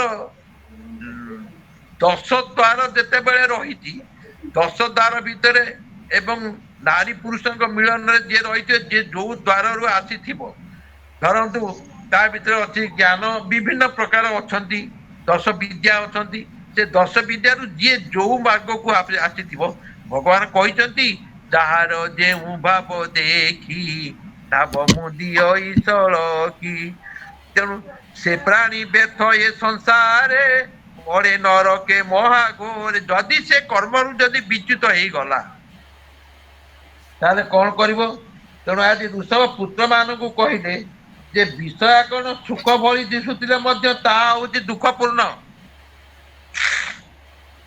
ଆମର ଇଏ ସଂସାର ଆଜି ସୁଖପୂର୍ଣ୍ଣ ଅଛି ସୁଖପୂର୍ଣ୍ଣ ଆମେ କେମିତି ଅଛି ଆପଣ ଅନ୍ୟୋଚିତ ଭାବରେ ବା ଅନ୍ୟ କୌଣସି ଭାବରେ ନିଜର କର୍ମ ଠାରୁ ଅଧିକ ଆଶା କରି କିଛି ପାଇଯାଇଛନ୍ତି ତେଣୁ ଆପଣ ସୁଖ ଅନୁଭବ କରୁଛନ୍ତି ଯଦି କର୍ମସାର ଯଦି ଆପଣ ଯାହା ପାଇଛନ୍ତି ଯଦି ତାକୁ ମଧ୍ୟ ଅନୁଭୂତିରେ ଆଣି କହିବେ ପ୍ରଭୁ ଆପଣ ମତେ ଯାହା ଦେଇଛନ୍ତି ମୋର ଠିକ ଦେଇଛନ୍ତି ମୋର ଆଜି ଯେତିକି ପାଇବାଟା ବା ଆଜି ମୋର ଯାହା ମତେ ଦେଇଛନ୍ତି ମୁଁ ତା ଠିକ ପାଇଛି ଏବଂ ମୁଁ ଆପଣଙ୍କୁ ଶତକୋଟି ଧନ୍ୟବାଦ ଜଣାଉଛି କିନ୍ତୁ ଋଷଭ ଏଇ କଥା କହିଦେ ପିଲାମାନଙ୍କୁ ଯେ କେବଳ ସେଇ ଦୁଃଖମୟ ବିଷୟ ଭୋଗ କରିବା ପାଇଁ ଉଦ୍ଦିଷ୍ଟ ନୁହେଁ ଜୀବନଟା କେବଳ ଦୁଃଖମୟ ଯୋଉ ବିଷୟ ବାସନା କାରଣ ଯାହାର ମାୟା ଜଗତରେ ତେଣୁ ଯୋଉମାନେ ମାୟାର ବଶବର୍ତ୍ତୀ ହୋଇକିରି ଏତେ ଗୁଡିଏ କାର୍ଯ୍ୟ ସେ କରୁଛନ୍ତି ବିଷୟାବୃତ୍ତି ଯଦି ଅଧିକା କରୁଛନ୍ତି କାହାର 5 ମାଳ କୋଠା କିଏ କରୁଛି କାହାର 5 ବାଟି ଜମି କରୁଛି କିଏ ବିଭିନ୍ନ ପ୍ରକାର ପଇସା ଆଣିକି ବିଭିନ୍ନ ପ୍ରକାର ଲୋକଙ୍କଠୁ ଆଣି ସେ ତାର କାର୍ଯ୍ୟକାଳ ସେ ପୂରଣ କରୁଛି ତେଣୁ ଯସ୍ମିନ୍ ମାୟା ତିଷ୍ଠତି ମାୟା ଯୋଉଠାରେ ରହିଗଲା ଲେଖିଲେ ଅଭିମନ୍ୟୁ ସମସ୍ୟା କଣ ଲେଖିଲେ ଉନ ନାଭି ବତ ଖେଳୁ ଉର୍ଣ୍ଣ ନାଭି ବତ ଖେଳୁ ଇଚ୍ଛା ଶକ୍ତି ବଳେ ଉଦ୍ଭବ ହୋଇ ତୁ ଧର୍ମ ତାପୁ କାଳେ କାଳେ ଉର୍ଣ୍ଣ ନାଭି ଯେମିତି ବୁଢିଆଣି ତାର ସନ୍ଧ୍ୟାବେଳେ ଜାଲଟା ବସେଇ ଦେଇଯାଏ ଏବଂ ତା ଦେହରେ ପଡିଥିବା କୀଟ ପତଙ୍ଗକୁ ଆସି ସେ ପୁଣି ଯେମିତି ଖାଏ ହେ ପ୍ରଭୁ ଆପଣ ବା ମାୟା ଧର ଆପଣ ମାୟା କରନ୍ତି ତେଣୁ ପଡେ ନରକେ ମହାଘରେ ଯଦି ଇଏ ମାୟା ପଦରେ ଯଦି ଯିଏ ପଡିଗଲା ତେଣୁ ସିଏ କଣ କରିବ ନା ନରକ ମହାଘରେ ସେ ପଡିଯିବ ତେଣୁ ସେଥିପାଇଁ କଣ କହିଲେ ନା ତୁମର ନିର୍ବାଣ ମାର୍ଗ ଇଏ ବିହିତ ଶୁଣ କହିବା ପୁତ୍ରେ ସତ ହେ ପିଲାମାନେ ନିର୍ବାଣ ମାର୍ଗ ଯୋଉଟା ବୈରାଗ୍ୟ ନିଷ୍କାମ କର୍ମ କର ଭଗବାନଙ୍କୁ ସେଇ ତାଙ୍କର ତୁମର କର୍ମଟାକୁ ଯାହା କରିବ କାରଣ ସୁଖସ ଦୁଃଖସ ନ କୋପି ଦାତା ପରୋ ଦଦାତି କୁବୁଦ୍ଧି ରେସା ଅହଂ କରମିତି ବୃଥା ବିମାନ ସ୍ୱକର୍ମ ଶ୍ରୁତେଇ ଗତିଦା ଇ ଲୋକା କାରଣ ଆମର ସୁଖସ ଦୁଃଖସ ନ କୋପି ଦା କିଏ ଦାତା ଅଛି କେହି ଜଣେ ଦାତା ନାହିଁ କିନ୍ତୁ ଆମେ କଣ କରୁଛୁ ସୁଖସ ଦୁଃଖସ ନ କୋପି ଦାତା ପରୋ ଦଦାତି ଆଜି ପର ବୁଦ୍ଧିରେ ପଡିକିରି ଆମେ କଣ କରୁଛେ ନା ଟିକେ ଗର୍ବ ଭାବ ଆସିଯାଉଛି ତେଣୁ ସେ ଗର୍ବ ଭାବ ଯେତେବେଳେ ଆମ ମାନଙ୍କର ଆସୁଛି ସେତେବେଳେ କଣ କରୁଛନ୍ତି ଜନ୍ମ ଜନ୍ମାନ୍ତରେ ଶ୍ରୀମଦ୍ ଗୀତା କଣ କହିଲେ ଯେ ବହୁନି ତେ ବ୍ୟତୀତାନି ଜନ୍ମାନି ତପଚାର୍ଜୁନ ଜ୍ଞାନାହଂ ବେଦ ଶର୍ମାଣି ନ ତଂ ବେଦି ପରନ୍ତପ ତୁମେ ଅନୁଭବ କରିପାରୁଛ ଜନ୍ମଗତ ତୁମର କୋଉଠି ହେଇଛି ତୁମେ କଣ ଥିଲ ଏବଂ କୋଉଠୁ ଆସିଛ କୁଆଡେ ଆସିଛ କଣ କରିବ जन्म जन्मांतर तुम्हें आज केते जन्म पर गोटे गोटे जीवटे 84 लक्ष जोनि भ्रमण करी आकर 4,84,00,000 जाति जीव जल थल नभवासी हे जीव तू 84 लक्ष जोनि परिभ्रमण कर शेष आसी तू श्रेष्ठ जीवन श्रेष्ठ मनुष्य तू आज पाइछु तेणु तू कौथु आसीचु 4,84,00,000 सेदज अंडज जरायुज उद्भिदज ये 4 प्रकार जीव तू आसी आज आसीचु तेणु से भगवान कहते ए तेणु आज ऋषभ कहते निर्वाण मार्ग ये विहित शुण ये कहवा पुत्रे सत्य तेणु तुम्हें जदि ठीक बाटर जदि न जीव तेणु तुमर ये समस्त जो चिंताधारा तुम जो बदली जीव सेते बेले कौन करिवो तुम्हें भगवान को जानी पारे ना शुण कहवा पुत्रे सत्य स्त्री संगी संग आदि जेते से तम द्वारटी जगत जेतेक अच्छा स्त्री सांगरे संग करुचंती एवं तुम्हें जदि निजर ज्ञान हरई बसिब एवं तुमर समस्त कार्य को ये भाव में तुम्हें जदि देखिब ताले कौन तेणु स्त्री संग जो माने करचंती जो माने कामातुरा से माने होचंती तम द्वारा से माने सत रज तम ये तम जो तम जातीय से माने ये तार फल से माने भोगुचंती एवं ये सर्व दूरे परिहरी महांत जन सेवा करी तेणु महजन मान सज्जन मानकर मुनि ऋषि मानकर जदि तुम्हें सेवा जदि करिबो ताहाले ताहाले तुम्हें निश्चित भाव रे ये कथा को तुम्हें पाइबो कारण जदि ताकू पाइला पर भगवान कृपा पाइला पर जदि मन रे जदि किछि आसिला गर्व आसीगला गीतार भगवान कौन कहले कहले धाय तो शांत साधु से बोलाई जे जन क्रोध विवर्जित तार सुहृद जगत से जो मैंने क्रोध विवर्जित करदेवे सुहृद हृदय आसीज जे प्राणी मोर पद्म पादे मन अर्पई अप्रमाद जी मोर मोर पाद पद्म सदा सर्वदा ध्यान रखि एवं मोर पाद को जे सदा सर्वदा चिंतन मनन गुणन सब करू तेणु सी हूँ कौन ना जी मन मत अर्पण करदेला तेणु मु ताकू कौन केबे छाड़ीबी मुता पर कुथर बुझिलिणी तुम चातर मने पांची छकी हाट मझीटारे ठिया करी पथ उड़ाइब हे सबुथिरु वंचित करी केउ जसबाना उड़ाइब हे प्रभु आपण को जसबाना उड़ेबे जदि आपण मते मु जा चाहूची तेणु मोर हृदय तेणु जी जो प्रकार स्मरण करे आपण से भाव को सलखि दियो मु जदि ज्ञान चाहूची मते टे ज्ञान दियंतु आपण ज्ञान दउना मु जदि चाहूची आज परमार्थ भी ताकू मध्य दउना मु जदि चाहूची लोक सेवा करे पे ता मध्य दउना कारण मु जो डाल दउची से डाल भांगुची आज बा पुओ कह जाए तो कथा प्रसंग तो प्रवचन मंच नुहे खाली मु टिके टिके सूचना दे दे जाउची अनित्य देह नित्य करे से साधु नुह संसार कारण साधु सब जगह न थांती साधव नहीं सर्वत्र चंदन न बने बने कौन जो माने साधु शैले शैले नमाणिकम प्रति शैल बा पर्वत रे आपण मणि पाइबे ना माणिक पाइबे ना शैले शैले नमाणिक मौक्तिकम न गजे गजे सब हाथी देह आपण केबे मुक्ता पाइबे ना शैले शैले नमाणिक मौक्तिकम न गजे गजे साधव नहीं सर्वत्र जे साधु को साधु को आपण बुझु से साधव नहीं सर्वत्र सब जगह न थांती एवं चंदन न बने सब बन चंदन नहीं कारण तार मलय पवन जो लगिला से तार चंदन हेले से तार पूर्व अर्जित कर्म फले जाति मु देउ थाई बळे जार जो पूर्व भाव देखी ताहाकू मु सेई भली भाव रे ताको से कर्मटी दिए तेणु आज कहउचंती करई नाना भ्रम होई जाबत मोते नबदय अनित्य देह नित्य करे से साधु नुहई संसारे ताबत पराभव पाई जाबत आत्मा न चिन्हई जाबत नाना कर्म करे मन बढ़ाई निरंतरे हे प्रभु मु ए जो ମନକୁ ମୋର ଆପଣଙ୍କ ନିକଟରେ ଯେତେବେଳେ ମୁଁ ସମର୍ପିତ ହେଲି, ଭୁଲ ବଶତଃ ମୁଁ କୁକର୍ମରେ ଲିପ୍ତ ରହିଗଲି। ଆପଣ କେତେକ ସବୁବେଳେ ଯେ ସତ୍କର୍ମରେ ମୁଁ ଅଛି ତା ନୁହଁ, ମୁଁ କୁକର୍ମରେ ମଧ୍ୟ ଲିପ୍ତ ହେଇଗଲି। ଏବଂ ସେଇ କୁକର୍ମ କରିବା ଦ୍ୱାରା ମୋର ଭାବନା ଯୋଉ ପ୍ରଭୁ ଯୋଉ କାହା ଦ୍ୱାରା ମୁଁ ବଶବର୍ତ୍ତୀ ହେଲି ନା ଇନ୍ଦ୍ରିୟ ମାନଙ୍କ ଦ୍ୱାରା। ଯୋଉ ଇନ୍ଦ୍ରିୟ ମାନେ ମତେ ଯୋଉ ଭଳି ଭାବରେ ସେମାନେ ମତେ ଯାହା ମତେ ବୁଝେଇଲେ ମୁଁ ସେଇଭଳି ଭାବରେ ଚାଲିଲି। କାରଣ ମନ ଠାରୁ ଚଞ୍ଚଳତା ଗତି ଆଉ କାହାର ନାହିଁ। ମନ ହଉଛି ଶ୍ରେଷ୍ଠ। ତାର ଗୋଟେ ବିବେକ ଅଛି, ବୁଦ୍ଧି ଅଛି, କିନ୍ତୁ ତାକୁ ସେ ଗ୍ରହଣ କରୁନି। ଇନ୍ଦ୍ରିୟ ମାନଙ୍କ ବଶବର୍ତ୍ତୀ ହୋଇ ବିଭିନ୍ନ ପ୍ରକାର କୁକାର୍ଯ୍ୟ କରୁଛି। ତେଣୁ ଏପରି ପ୍ରଭୃତି ରଖିବାକୁ ମୁଁ ଭଲ ବୋଲି ଭାବେ ନାହିଁ। କାରଣ ଏହାର ହେତୁ ହିଁ ଆତ୍ମାକୁ ଅସତ ବା ଦୁଃଖଦାୟକ ମୁଁ ପାଉଛି। ମୁଁ ବହୁତ ଦୁଃଖ ପାଉଛି।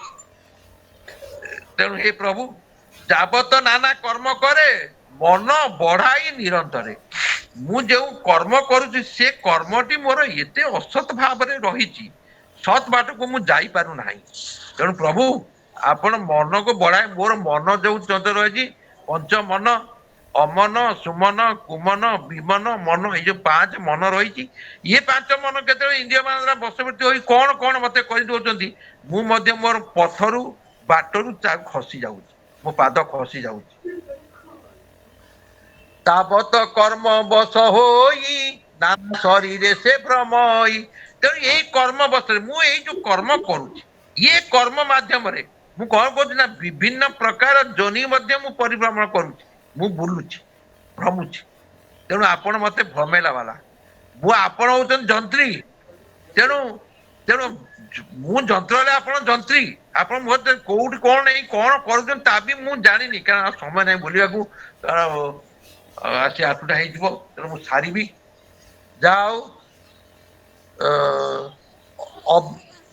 ଅଭୟ ବାସୁଦେବ ମୁହିଁ, ମୋରେ ଯାହାର ପ୍ରୀତି ନାହିଁ, ସେ ନୋହେ ଦେହ ବନ୍ଧୁ ପାଇ, ଯେଣୁ ନ ଚିହ୍ନେ ସେ ଈଶ୍ୱର। ସେ ନୋହେ ଦେହ ବନ୍ଧୁ ପାର, ଯେଣୁ ନ ଚିହ୍ନେ ସେ ଈଶ୍ୱର। ଈଶ୍ୱରକୁ ସେ ଚିହ୍ନି ପାରେନି। ଈଶ୍ୱର ସର୍ବଭୂତା ନାହିଁ, ଈଶ୍ୱର ସବୁ ଜାଗାରେ ଅଛନ୍ତି, ସବୁଥିରେ ଅଛନ୍ତି। ତେଣୁ ସିଏ କଣ ଭାବନା ଚିନ୍ତାଧାରାରେ ରହିଛି ନା ମୁଁ ନାନା ଶରୀର ସେ ଭ୍ରମେଇକି ମୁଁ ଆସିଲିଣି। ଆପଣ ମତେ ବୁଲେଇ ବୁଲେଇ ବୁଲେଇ ବୁଲେଇ ବହୁତ ଜାଗା ଠକି ଠକି ଠକି ମତେ ବହୁତ ଜାଗା ଆଣିଲଣି। କିନ୍ତୁ ଆଜି ଶେଷରେ ମୁଁ ଆଜି ମନୁଷ୍ୟ ପାଇଛି।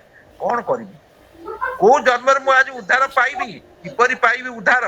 ସେ ଉଦ୍ଧାର ଭାବନା ଚିନ୍ତାଧାରା ଭିତରେ ଯାହା ଆପଣ ଦେଇଛନ୍ତି, ମୁଁ ତାକୁ ଗ୍ରହଣ କରିପାରୁନି। ଗ୍ରହଣ କରୁଥିଲେ ସୁଦ୍ଧା ଜାନାମି ଧର୍ମମ୍ ନତମେ ପ୍ରଭୃତି, ଜାନାମି ଅଧର୍ମମ୍ ନତମେ ନିବୃତ୍ତି। ମୁଁ ଜାଣୁଛି ଏ ଧର୍ମ ବାଟ, କିନ୍ତୁ ସେଇ ବାଟେ ମୁଁ ଯିବାକୁ ଇଚ୍ଛା କରୁଛି, କିନ୍ତୁ ଆପଣ ନିବୃତ୍ତି କରିଦଉଛନ୍ତି। ଜାନାମି ଅଧର୍ମ, ମୁଁ ଜାଣିଛି ଏଇଟା ଅଧର୍ମ, ତଥାପି ଆପଣ ମତେ ନିବୃତ୍ତ ଟିକେ କରୁନାହାନ୍ତି। ଯଦି ଆପଣଙ୍କର ଯଦି ମୁଁ ପରମ ଭକ୍ତ ଯଦି ହେଇପାରୁଛି, ତାହେଲେ ଆପଣ କଣ କରୁଛନ୍ତି? ଦୟା ଋଷିକେଶ ହୃଦୟ ସ୍ଥିତେନ ଯଥା ନିଯୁକ୍ତସ୍ମିଂ ତଥା କରୋମି। ଆପଣ ମୋ ହୃଦୟ, ସମସ୍ତଙ୍କ ହୃଦୟରେ ଦେବତା ଅଛନ୍ତି। ତେଣୁ ଆପଣ ମୋ ହୃଦୟ ଥାଇ ମତେ ଟିକେ ଦୟାପୂର୍ବକ ଆପଣ ସେ ଆଶୀର୍ବାଦ ଦିଅନ୍ତୁ, ମୁଁ ଯେମିତି ସେଇ ସତ୍ ପଥରେ ସତ୍କର୍ମ କରେ। ଏହା ହିଁ ମୋର ନିବେଦନ।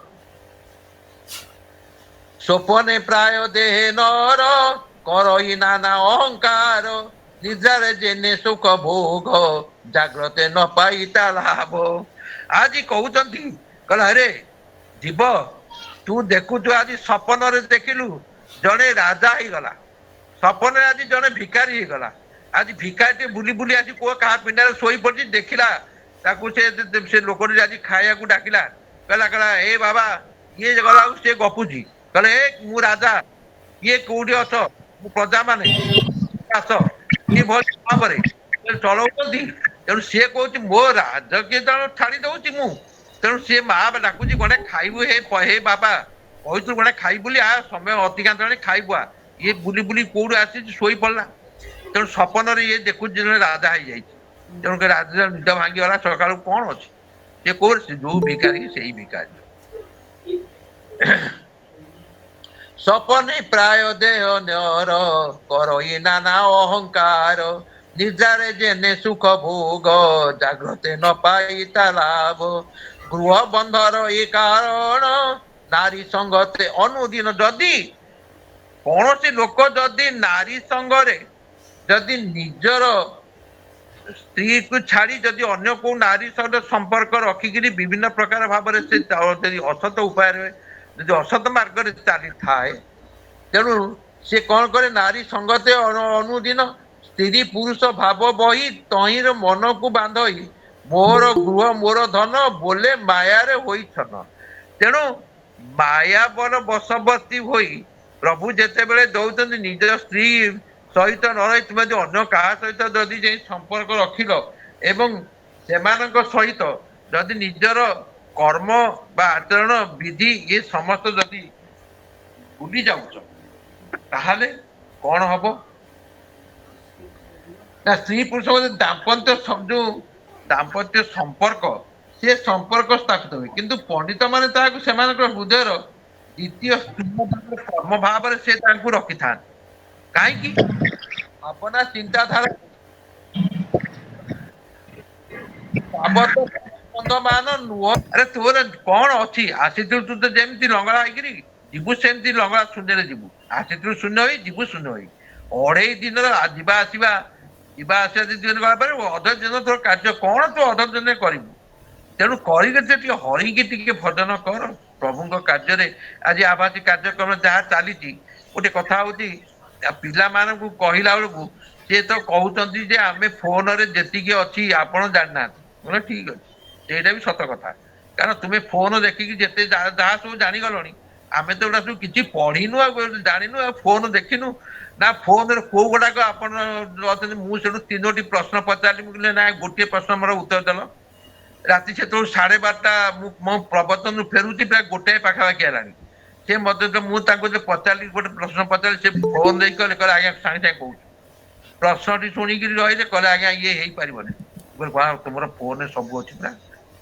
ତେଣୁ ଆମେ ତ ମୂର୍ଖ, ଆମେ ତ ଜାଣିନୁ, ତେଣୁ ଟିକେ ଉତ୍ତର ମତେ ଦିଅ। ବୋଲେ ତୁ 1-2 ପର୍ଯ୍ୟନ୍ତ ଏଠି କାହିଁକି ବସିଛ? ସେ ପୁଣି ଗୋଟେ ନିରୋଳା ଗହିର ମଝି ଗୋଟେ ପୋଲ ଉପରେ ବସିଛନ୍ତି। ତେଣୁ ଆଜିକାଲି ସମୟ ବାପା ମା ମାନେ ତ ଟିକେ ତାଙ୍କ ପ୍ରତି ଟିକେ ଆଗତ ନାହିଁ। ତେଣୁ ଯାହା ହେଲେ ତ ସେଇ କଥାକୁ କହୁଛନ୍ତି ଯେ ତହିଁରେ ମନକୁ ବାନ୍ଧଇ ମୋହର ଗୃହ ମୋର ଧନ ବୋଲେ ମାୟାରେ ହୋଇଛନ। ତୁ ମାୟା ବଶବର୍ତ୍ତୀ ହୋଇକିରି ମୋ ଘର ମୋ ଜନ ବା ମୋ ଟଙ୍କା ପଇସା ଏ ସବୁ ମୋର, ଯେତେ ଯାହା ଅଛି ଏ ସବୁ ମୋର। ଏଇ ମୋର କହିକିରି ଭଗବାନ କହିଥିଲେ ଉଦ୍ଧବ ମୋତେ ତୁ ପାଇବୁ ମୁଁ ମଲେ ମୋତେ ତୁ ହେ ଉଦ୍ଧବ, ମୁଁ ମଲେ ମୋତେ ତୁ ପାଇବୁ। ମୁଁ ହଉଛି କଳିଯୁଗର ରାକ୍ଷସ। ମୁଁ ହଉଛି କଳିଯୁଗ ରାକ୍ଷସ, କିନ୍ତୁ ତାକୁ ମାରିବ କିଏ ନା ଓମ୍, ଏକ ଅକ୍ଷର। କଳିଯୁଗ ରାକ୍ଷସ ଏକ ଅକ୍ଷର, ମାରିବ ଓମ୍। କାରଣ ଆପଣ ଦେଖନ୍ତୁ ସତ୍ୟ ଯୁଗରେ 4 ତ୍ରେତାରେ 3, ରାବଣ ଶ୍ରୀରାମ, ଏବଂ ତାପରେ 2 କଂସ କୃଷ୍ଣ, ଏବଂ କଳି ଯୁଗରେ 1 ମୁଁ ରାକ୍ଷସକୁ ଓମ୍। ତାବତ କର୍ମ ବନ୍ଧ ମାନ ନୁହଁଇ ତାହାର ଖଣ୍ଡନ। ଯେବେଟି ପଦ୍ମ ପାଦେ ମୋର ଆଶ୍ରୟ କରଇ ଯେ ନର। ପାଦ ପଲ୍ଲବ ଯୁଗ ଧରି ତରଇ ଏ ଭବଲ ହରି। ଇଏ ଭବ ସିନ୍ଧୁରୁ ତରିବା ପାଇଁ ତେଣୁ ତୁ କଣ କରିବୁ? କାମ ବାସନା ପରିତ୍ୟା ଯେତେ ଦୃଢ ତୋର ଭକ୍ତି ହେଇଗଲେ ମଧ୍ୟ ଇଏ ଚିନ୍ତାଧାରାରୁ ତୁ ଯେତେବେଳେ ନିବୃତ୍ତ ରହିଯିବୁ, ସାଂସାରିକ ଦୁଃଖ ତ୍ୟାଗ କରିଦବୁ। କାରଣ ତୁ ତୋର ଜୀବନରେ କଣ କର୍ମ କରିଛୁ? ଆପଣ ଦେଖନ୍ତୁ, ଗୋଟିଏ ପିଲାଟିଏ ଆଜି ଜନ୍ମ ହେଇଛି, ବାପା ତାକୁ ପାଠ ପଢଉଛି। ପାଠ ପଢିଲା ପରେ ସିଏ ତାର ଚିନ୍ତାଧାରାରେ ଯାହା ଯୋଉଠି ରୋଜଗାର କରୁ ବା ସେ ମୂଲ ଲାଗୁ ବା ଫୁଲ ଗୁନ୍ଥୁ, ଯାହା ଲାଗୁ ପିଲାଟି ମଣିଷ କଲା। ପିଲାଟି ଯେତେବେଳେ ଯଦି ଭଲ ପାଠ ପଢି ମଣିଷଟି ହେଇଗଲା, ଚାକିରି ଖଣ୍ଡେ କଲା ବା ରୋଜଗାର କିଛି ଅର୍ଥ କଲା, ତାର କର୍ତ୍ତବ୍ୟ କଣ? ଚାରି ଋଣ ସୁଝିବ। ଆଗ ପିତୃ ମାତୃ ଋଣ, କାରଣ ବାପାଙ୍କର ଔଷଧ ପତ୍ର ଦବ, ଭଲ ମନ୍ଦ ଯାହା ସବୁ ରହିଛି ତାଙ୍କୁ ଆଗ ଯାହା ପଇସା ଦରକାର ତାଙ୍କୁ ଦବ। ଏବଂ ଦ୍ୱିତୀୟରେ ନିଜର ପୁଣି ପିଲା ଛୁଆ ଯଦି ହେଲେ କରି ତାଙ୍କର ପାଠ ପଢାରେ କିଏ ଛାଡିଦବ, ଟିଉସନ କରିବାକୁ ମାଷ୍ଟର ଛାଡିଦବ। ତେଣୁ ପାରିପାର୍ଶ୍ବିକ ଅବସ୍ଥାରେ ଚଳିଲା ଭିତରେ ଯେତେ ଆବଶ୍ୟକ ଜିନିଷ ଅଛି କେହି ମାଗଣା ଦେବେ? ଏବଂ ତା ସତ୍ତ୍ୱେ ବି ନିଜର ପରିବାର ମାନଙ୍କ ସମସ୍ତଙ୍କର ଅଭିଳାଷକୁ ପୂର୍ଣ୍ଣ କରିବେ। ତାବତ କର୍ମ ବନ୍ଧ ମାନ ନୁହଁଇ ତାହାର ଖଣ୍ଡନ। ଯେବେଠି ପଦ୍ମ ପାଦେ ମୋର ଆଶ୍ରୟ କରଇ ଯେ ନର। ପାଦ ପାଦ ପଲ୍ଲବ ଯୁଗ ଧରି ତରଇ ଏ ଭବ ଲହରୀ। ଏ ଭବ ସିନ୍ଧୁରୁ ତରି ଯିବା ପାଇଁ ତେଣୁ ତୁମେ ଯୋଉଭଳି ଭାବରେ ସଂସାର ଯୋଉ ଅହଙ୍କାର ତ୍ୟାଗ କରି ଯଦି ସବୁ ବନ୍ଧନରୁ ମୁକ୍ତ ହେବାକୁ ଚାହୁଁଛ, ତାହେଲେ ତୁମେ କଣ କରିବ ନା ସେ ପରମ ପଦକୁ ଲାଭ କରିବ। ଅଖିଳ ଗୁରୁ ମୁହିଁ ହରି ମୋତେ ଭଜିବ ଦେହ ଧରି, ନିବୃତ ଚିତ୍ତ ହୋଇ ନର ଭକ୍ତି କରିବ ମୋ ପୟର। ବ୍ୟସନ ହିଂସାକୁ ଛାଡ଼ିବ ଉପରେ ମୋତେ ଆରାଧିବ, ମୋହର ଗୁଣ କର୍ମ ନାମ ନିରତେ କରିବ କୀର୍ତ୍ତନ। ଏଇ ଯେ କୀର୍ତ୍ତନ ଶ୍ରବଣ ଯାଇଥା କୀର୍ତ୍ତନ କଣ କରିବ କୀର୍ତ୍ତନରେ ନା ମୋର ଗୁଣମାନ ନାମ ମାନ ଯଦି କୀର୍ତ୍ତନ କରିବ ସବୁବେଳେ ସବୁବେଳେ ସେଇ ମହାମନ୍ତ୍ରକୁ ଯଦି ହରେ କୃଷ୍ଣ କୃଷ୍ଣ କୃଷ୍ଣ ହରେ ହରେ ହରେ ରାମ ରାମ ରାମ ହରେ ହରେ ଏଇ ମହାମନ୍ତ୍ର ନାମ ଯଦି କଳଉ ନାମ ସାର କଳିଯୁଗ କେବଳ ନାମ ଭଗବାନ ରାମ କହିଲେ କାହାକୁ ଭଲ ପାଆନ୍ତୁ ନା କଳିଯୁଗ କେବଳ ନାମ ପିଆରା କଳଉ କଳିଯୁଗ ନାମ ହଉଛି ଶ୍ରେଷ୍ଠ। ଯଦି ଭଗବାନଙ୍କ ନାମଟାକୁ ଆମେ ଧରି ଧରିବା ଚାରି ପ୍ରକାର ନାମ ରହିଛି। ହଁ ପ୍ରାୟ ସରିଯିବ। ଚାରି ପ୍ରକାର ନାମ ରହିଛି। ସତ୍ୟରେ କଣ ସତ୍ୟରେ ସେ ନାମଟି ହେଲା ଯେ ନାରାୟଣ ପରା ଦେବା ନାରାୟଣ ପରାକ୍ଷରା ନାରାୟଣ ପରା ମୁକ୍ତି ନାରାୟଣ ପରାଙ୍ଗତି। ସେଠାରେ ରାମ ନାରାୟଣାନନ୍ଦ ମୁକୁନ୍ଦ ମଧୁସୂଦନ କୃଷ୍ଣ କେଶବ କଂସାରୀ ହରେ ବୈକୁଣ୍ଠ ବାମନ। ତାପରେ ତ କଣ ସେ ତ ଯାହା ବୋଲୁଛନ୍ତି ହରେ ମୁରାରେ ମଧୁ କୈଠବହାରେ ଗୋବିନ୍ଦ ଗୋପାଳ ମୁକୁନ୍ଦ ସୌରେ ଯଜ୍ଞେଶୁ ନାରାୟଣ କୃଷ୍ଣ ବିଷ୍ଣୁ ନିରାଶ ସ୍ୱୟଂ ମାଂ ଜଗଦୀଶ ରକ୍ଷ। ହେ ଜଗଦୀଶ ତୁମ ରକ୍ଷ। ମୁଁ ଜଣେ କିଏ ଅହଂ ନିରାଶ୍ରୟ। ମୁଁ ହଉଛି ଜଣେ ନିରାଶ୍ରୟ ମତେ ଆପଣ ରକ୍ଷା କରନ୍ତୁ। ନିରାଶ ସ୍ୱୟଂ ମାଂ ଜଗଦୀଶ ରକ୍ଷ। କଳିଯୁଗରେ ହରେ କୃଷ୍ଣ କୃଷ୍ଣ କୃଷ୍ଣ ହରେ ହରେ ହରେ ରାମ ରାମ ରାମ ହରେ ହରେ। ବୋଲ ସତ୍ୟାନନ୍ଦ ଭଗବାନ କି। ଅଖିଳ ଗୁରୁ ମୁହିଁ ହରି ମୋତେ ଭଜିବ ଦେହ ଧରି, ନିବୃତ ଚିତ୍ତ ହୋଇ ନର ଭକ୍ତି କରିବ ମୋ ପୟର। ମୋ ପୟରେ ସଦା ଯଦି ଭକ୍ତି କରିବୁ ନିଷ୍କାମ ଭକ୍ତି ଯୋଉ ଭକ୍ତି ତୁ ଆଶା ରଖିବୁ ନାହିଁ ଯୋଉ ଭକ୍ତିରେ ତୁ ଯଦି ଆଶା ରଖିଲୁ ତାହେଲେ ମୁଁ ତତେ କାହିଁ ଦେବି। ଆମର ପରା ଗୀତାରେ କହିଲେ ଯେ ପତ୍ର ପୁଷ୍ପ ଫଳ ଯୋଉ ଭକ୍ତା ପ୍ରଦର୍ଶତି। ତେଣୁ ଯିଏ ଯାହା ଦଳ ନା କାହିଁକି ତୁମେ କରପତ୍ର ଯୋଡି କର ହାତ ଯୋଡିକିରି କର ନିଜ ହୃଦୟକୁ ଦିଅ ପତ୍ର ପୁଷ୍ପ ଫଳମ ତୋୟମ। ତେଣୁ ନିଜ ମନରେ ଭାବନା ଚିନ୍ତାଧାରାରେ ପ୍ରଭୁଙ୍କର ନାମ ସଦାସର୍ବଦା ଜପ କର। ତେଣୁ ସିଏ କହିଲେ ମୋତେ ଭଜିବ ଦେହ ଧରି ନିବୃତ ଚିତ୍ତ ହୋଇ ନର ଭିନ୍ନ ଭକ୍ତି କରିବ ମୋ ପୟରେ ଭକ୍ତି କରିବ। କାରଣ ସେ ପୟରୁ କଣ ପାଇବ। ମୁଁ ପଢୁଥିଲି କଜଳ କାଳିଆ କାଇଁଚ ମାଳିଆ ଚରଣକୁ ମନ ଯାରେ। କଜଳ କାଳିଆ କାଇଁ ମା ମତେ ଭାରି ଥଣ୍ଡା କାହିଁ ଅନୁଭବ କରୁଛି ମୁଁ। କଜଳ କାଳିଆ କାଇଁଚ ମାଳିଆ ଚରଣକୁ ମନ ଯାରେ। ପଦ୍ମାଳୟା ପତି ପଦ ପଙ୍କଜରୁ ପଦ୍ମାଳୟା ପତି ପଦ ପଙ୍କଜରୁ ସୁଧା ମକରନ୍ଦ ଖାରେ। କଜଳ କାଳିଆ କାଇଁଚ ମାଳିଆ ଚରଣକୁ ମନ ଯାଏ। ସେଇ ଚରଣକୁ ଯା ହେ ମନ ହେ ମୂଳ ମନ। ସେଇ ଚରଣକୁ ଯଦି ତୁ ଯିବୁ ତାହେଲେ ଏଠି କହିଲେ କଣ ନା ଭକ୍ତି କରିବ ମୋ ପୟରେ ସେଇ ଚରଣକୁ ଯାଇକିରି ନବଦା ଭକ୍ତି କି ଯଦି ତାଙ୍କ ପାଦରେ ଅର୍ପଣ କରିଦେବୁ ତାପରେ ତୁ ନବଦା ଭକ୍ତି କି ଭଗବାନ କହିଛନ୍ତି ଶ୍ରୀରାମଚନ୍ଦ୍ର କହିଛନ୍ତି। ମୁଁ ତ ସାଡୁକୁ ଆଉ ଯାଉନି ସାଡୁ ଗଲେ ତ ସମୟ ହବନି। ସିଏ ଗୋଟେ ନବଦା ଭକ୍ତି କହିଲେ ଯେ ପ୍ରଥମ ସନ୍ଥନ କରି ଚଙ୍ଗା ସେ ତ ବହୁତ ସେ 9 ପ୍ରକାର ବୁଝେଇଛନ୍ତି ରାମଚରିତ ମାନସରେ। ମୁଁ ସାଡୁକୁ ଯାଉନି। ବ୍ୟସନ ହିଂସାକୁ ଛାଡିବୁ ତପରେ ମୋତେ ଆରାଧିବୁ। ତୁ ଯୋଉ ହିଂସା କରୁଛୁ ତାକୁ ଟିକେ ଦୂରରେ ରଖ। ସେ ହିଂସାକୁ ଛାଡେ। ସିଏ ତୋର ନେଇଗଲା ଅମୁକ କଲା ସେ କି କଲା ସେ ଏଇଭଳି ଭାବନା ଚିନ୍ତାଧାରା ଭିତରେ ତୁ ଯୋଉ ପର୍ଯ୍ୟବେସିତ ରହୁଛୁ ସେଇ ହିଂସାକୁ ଛାଡ଼ିବୁ ତାର ବ୍ୟସନ ବିଳାସ ବ୍ୟସନ ଆକୁ ଛାଡ଼େ। ଏଇ ଯୋଉ ବିଳାସ ବ୍ୟସନା ଭିତରେ ତୁ ଆଜି ରହୁଛୁ ଆଜି ଧନର ପ୍ରାଚୁର୍ଯ୍ୟ ଭିତରେ ତୁ ରହିଛୁ ଏବଂ ଧନର ଶେଷ ସିଦ୍ଧାରେ ତୁ ରହିକିରି ତୁ ଆଜି ତୋ ଚାକର ବାକର ଗାଡି ଘୋଡା ସବୁ କରିକି ଯୋଉଭଳି ଭାବରେ ତୁ ରହିଛୁ ଇଏ ତାକୁ ତୋ ମନରେ ଯୋଉ ଗର୍ବ ଅହଙ୍କାର ଆସୁଛି ହିଂସା ଆସୁଛି ଅନ୍ୟମାନଙ୍କ ପ୍ରତି ତାକୁ ଛାଡ଼େ ଏବଂ ମୋହର ଗୁଣ କର୍ମ ନାମ ନିରତେ କରିବ କୀର୍ତ୍ତନ। ତେଣୁ ସଦା ସଦା ସର୍ବଦା ମୋର ଗୁଣ କୀର୍ତ୍ତନ ତୁ ଯଦି ବ୍ୟସ୍ତ ରହିବୁ ତାହେଲେ ତୁ କଣ କରିବୁ ନା ଏକାନ୍ତ ଭାବ ମୋଠାରେ ମୋ ପୁତ୍ରେ କରନ୍ତି ଯେ ନଭେ କରନ୍ତି ଯେ ନରେ ଯେଉଁ ପୁଅ ମାନେ ଏକାନ୍ତ ଭାବରେ ମତେ ସେ ସଦା ସର୍ବଦା ଚିନ୍ତା କରନ୍ତି ଏବଂ ମୋ ଠାରେ ସେମାନଙ୍କର ତାଙ୍କର ହୃଦୟକୁ ସଦା ସର୍ବଦା ନିର୍ଣ୍ଣିତ କରନ୍ତି ଏବଂ ମୋ କଥାକୁ ସଦା ସର୍ବଦା ଶୁଣନ୍ତି ଏବଂ ସବୁବେଳେ ମୋ ମନନ ଚିନ୍ତନ ଭିତରେ ମତେ ସେ ଡାକନ୍ତି ମୁଁ ସେଇମାନଙ୍କର ଇନ୍ଦ୍ରିୟ ଗଣକୁ ନିବାରି ଅଧ୍ୟାତ୍ମ ବିଦ୍ୟାକୁ ଆଚରି ଇନ୍ଦ୍ରିୟ ମାନଙ୍କୁ କାହିଁ ଯଦି ତାଙ୍କ ଭିତରେ ବଶବର୍ତ୍ତୀ ହେଇଯିବୁ ଥରେ ଗଲା ସରିଗଲା। କାରଣ ତୋର ମନୁଷ୍ୟର କର୍ମ ଭାବରେ ଦିଟା କଳସ ରହିଛି ଏ ହୃଦୟରେ ଅଛି ଗୋଟେ ପାପ କଳସ ଗୋଟେ ପୁଣ୍ୟ କଳସ। ତେଣୁ ଆମେ ଆପଣ ମାନେ କେତେ କେତେ ପାପ କରୁଛନ୍ତି ସେ କଳସଟି ରହୁଛି କିନ୍ତୁ କେତେ ପୁଣ୍ୟ କରୁଛନ୍ତି ସେ କଳସ ଭିତରେ ରହୁଛି। ଯୋଉ କଳସରେ ପୁଣ୍ୟ ଟିକେ ଅଧିକା ହେଇଯାଉଛି ଯେତେବେଳେ ପୁଣ୍ୟ ଯେତେବେଳେ ଅଧିକା ହେଇଗଲା ସେତେବେଳେ ଭଗବାନଙ୍କୁ ପ୍ରାପ୍ତି ହେବାର ଯୋଗ ରହିଲା ଆଉ ଯେତେବେଳେ ପାପ ଅଧିକା ହେଇଗଲା ତାପରେ ଇଏ ଜନ୍ମରେ ଭୋଗିକିରି ଯିବାକୁ ପଡିବ।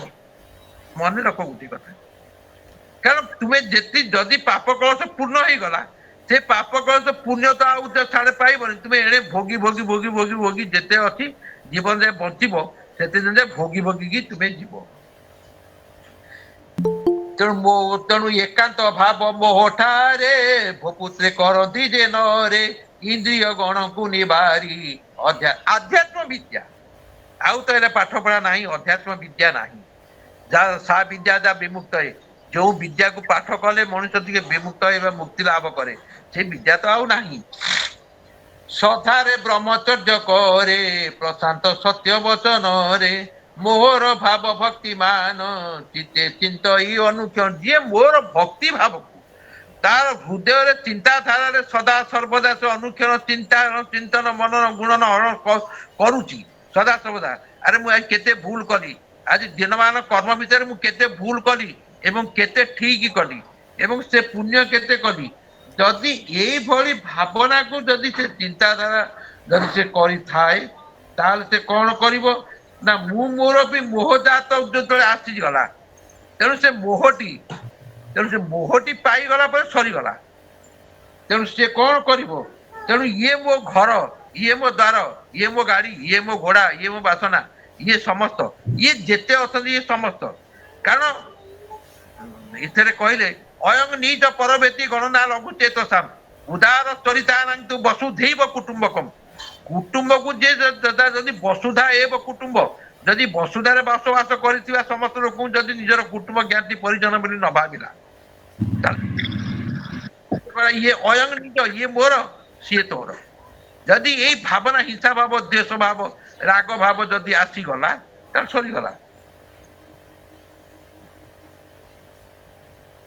ଭବ ଜଳରୁ ଯେ ତରଇ ଗୃହ ବନ୍ଧନ ତାର ନାହିଁ ଏ ଭବ ଜଳରୁ ତରିବା ପାଇଁ ଯେତେବେଳେ ମୃଗୁଣୀ ଡାକିଲା ବା ଗଜ ଡାକିଲା ଦୋଇ ଧଇଲା ପଦନାର ଧୋଇଲା ରଖ ଆଦି ମୂଳ ଆଜି ଗଜଟିଏ ସାମାନ୍ୟ ଯେତେବେଳେ ପ୍ରଭୁଙ୍କୁ ଡାକି ଡାକି ନ ଶୁଣିଲେ କୁମ୍ଭୀର ସହିତ ତାର ସଂଘର୍ଷ ଚାଲିଛି ତେଣୁ ସିଏ କଣ କଲା ଗୋଟେ ତା ଶୁଣ୍ଡରେ ଗୋଟେ ପଦକୁ ଆଣି ପଦମୂଳতে ଆଣିକି ଦେଖେଇ ଦେଲା ପ୍ରଭୁଙ୍କୁ ଡାକିଦେଲା ପ୍ରଭୁ ଅତି ଆନନ୍ଦରେ ଆସିକି ତାକୁ ଉଦ୍ଧାର କଲେ।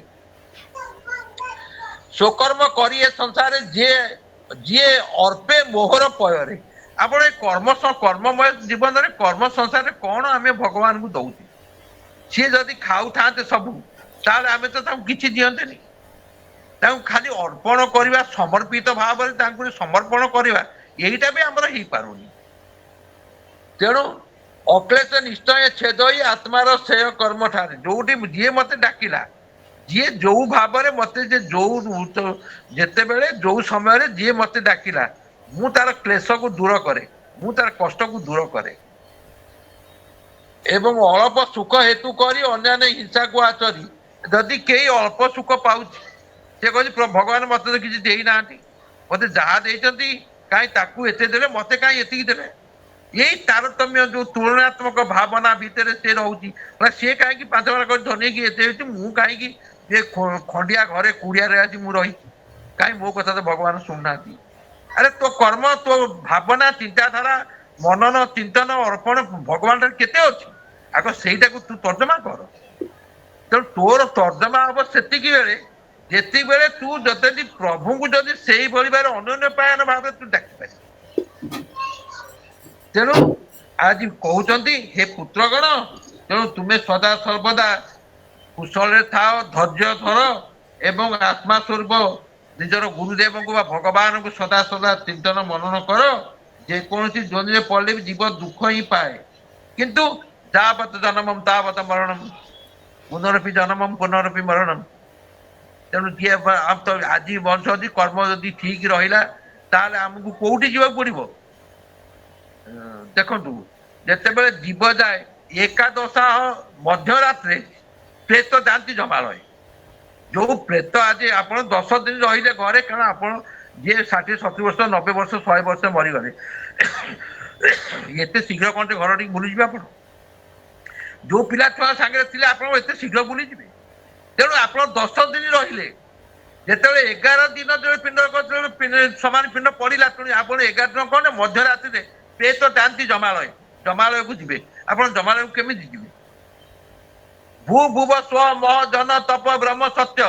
ଆପଣ ଯୋଉ ଷ୍ଟେସନ ସବୁ ଅଛି, ଆପଣ ଟ୍ରେନରେ ଯାତ୍ରା କରୁଛନ୍ତି, ଯୋଉଠିକି ଯିବେ ଆପଣ ଷ୍ଟେସନରେ ବସରେ ଯାଉଛନ୍ତି, ଆପଣ ଷ୍ଟାଣ୍ଡ ଅଛି ସେ ଷ୍ଟାଣ୍ଡ ସବୁ ଟ୍ରେନ ଯାଉଛନ୍ତି, ଷ୍ଟେସନ ସବୁ ଅତିକ୍ରମ କରି ଯାଉଛନ୍ତି। ସେଇଭଳି ଆପଣ ଯିବ, ଯେତେବେଳେ ଆତ୍ମା ଯିବ ସେଇଭଳି ଭାବରେ ଯିବ। ଏକାଦଶାହ ମଧ୍ୟରାତ୍ରେ ପ୍ରେତ ଯାଆନ୍ତି ଜମାଳୟ। ତେଣୁ ସେଠିକି ଯାଇ କଣ କରିବୁ, କୋଉ ଦଣ୍ଡ ପାଇବୁ?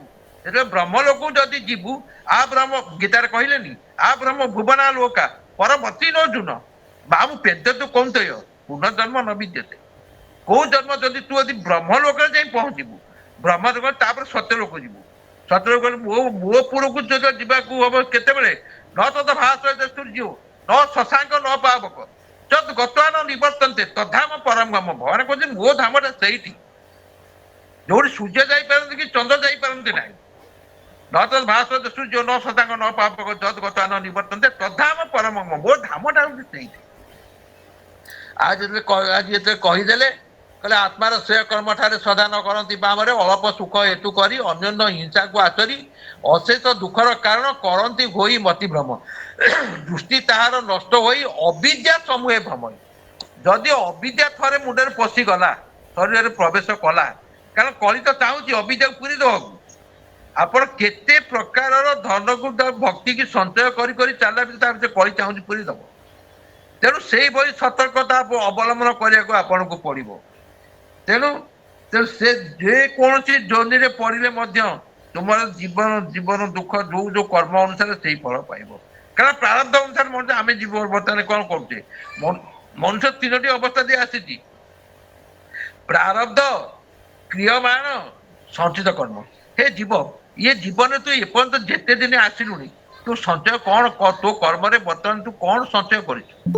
କୋଉ ଯେଟା ତୁ ସଞ୍ଚୟ କରିଛୁ, ଯେ ସେ ସଞ୍ଚୟ ଭଗବାନଙ୍କ ନିକଟରେ କେତେ ତୁ ତୋ ଦେଖେଇ ପାରିବୁ ତୋ ସଞ୍ଚୟଟାକୁ। ତେଣୁ ସିଏ ତତେ ଉଦ୍ଧାର କଲା ବାଲା, ତତେ ସେ ତ୍ରାଣକର୍ତ୍ତା, ତେଣୁ ସିଏ ତତେ ଦେଖେଇ ଦେବେ। ତେଣୁ ତୁ ଯଦି ତୋର ସଞ୍ଚିତ କର୍ମ କିଛି ନାହିଁ, ତେଣୁ ତାର ପ୍ରାରବ୍ଧରେ ଯାହା ଥିଲା, ଏବେ ବି ତୋର ବର୍ତ୍ତମାନ କ୍ରିୟମାଣ କର୍ମ ତୁ ଯାହା କରୁଛୁ, ଏ ବର୍ତ୍ତମାନ କର୍ମଟାକୁ ମଧ୍ୟ ଠିକ ଭାବରେ କରୁନୁ। ତେଣୁ ସେଥିପାଇଁ କଣ୍ଟକ ଦୁର୍ଗମେ ଭ୍ରମଇ। ତେଣୁ ତୁ ବର୍ତ୍ତମାନ ଯୋଉଠି କଣ୍ଟା ଅଛି ସେ କଣ୍ଟକ ପଥରେ ତୁ ଯାତ୍ରୀ ହୋଇକିରି ତୁ ଏଣେ ଆଳୁ ସାଳୁ ଭ୍ରମଣ କରୁଛୁ।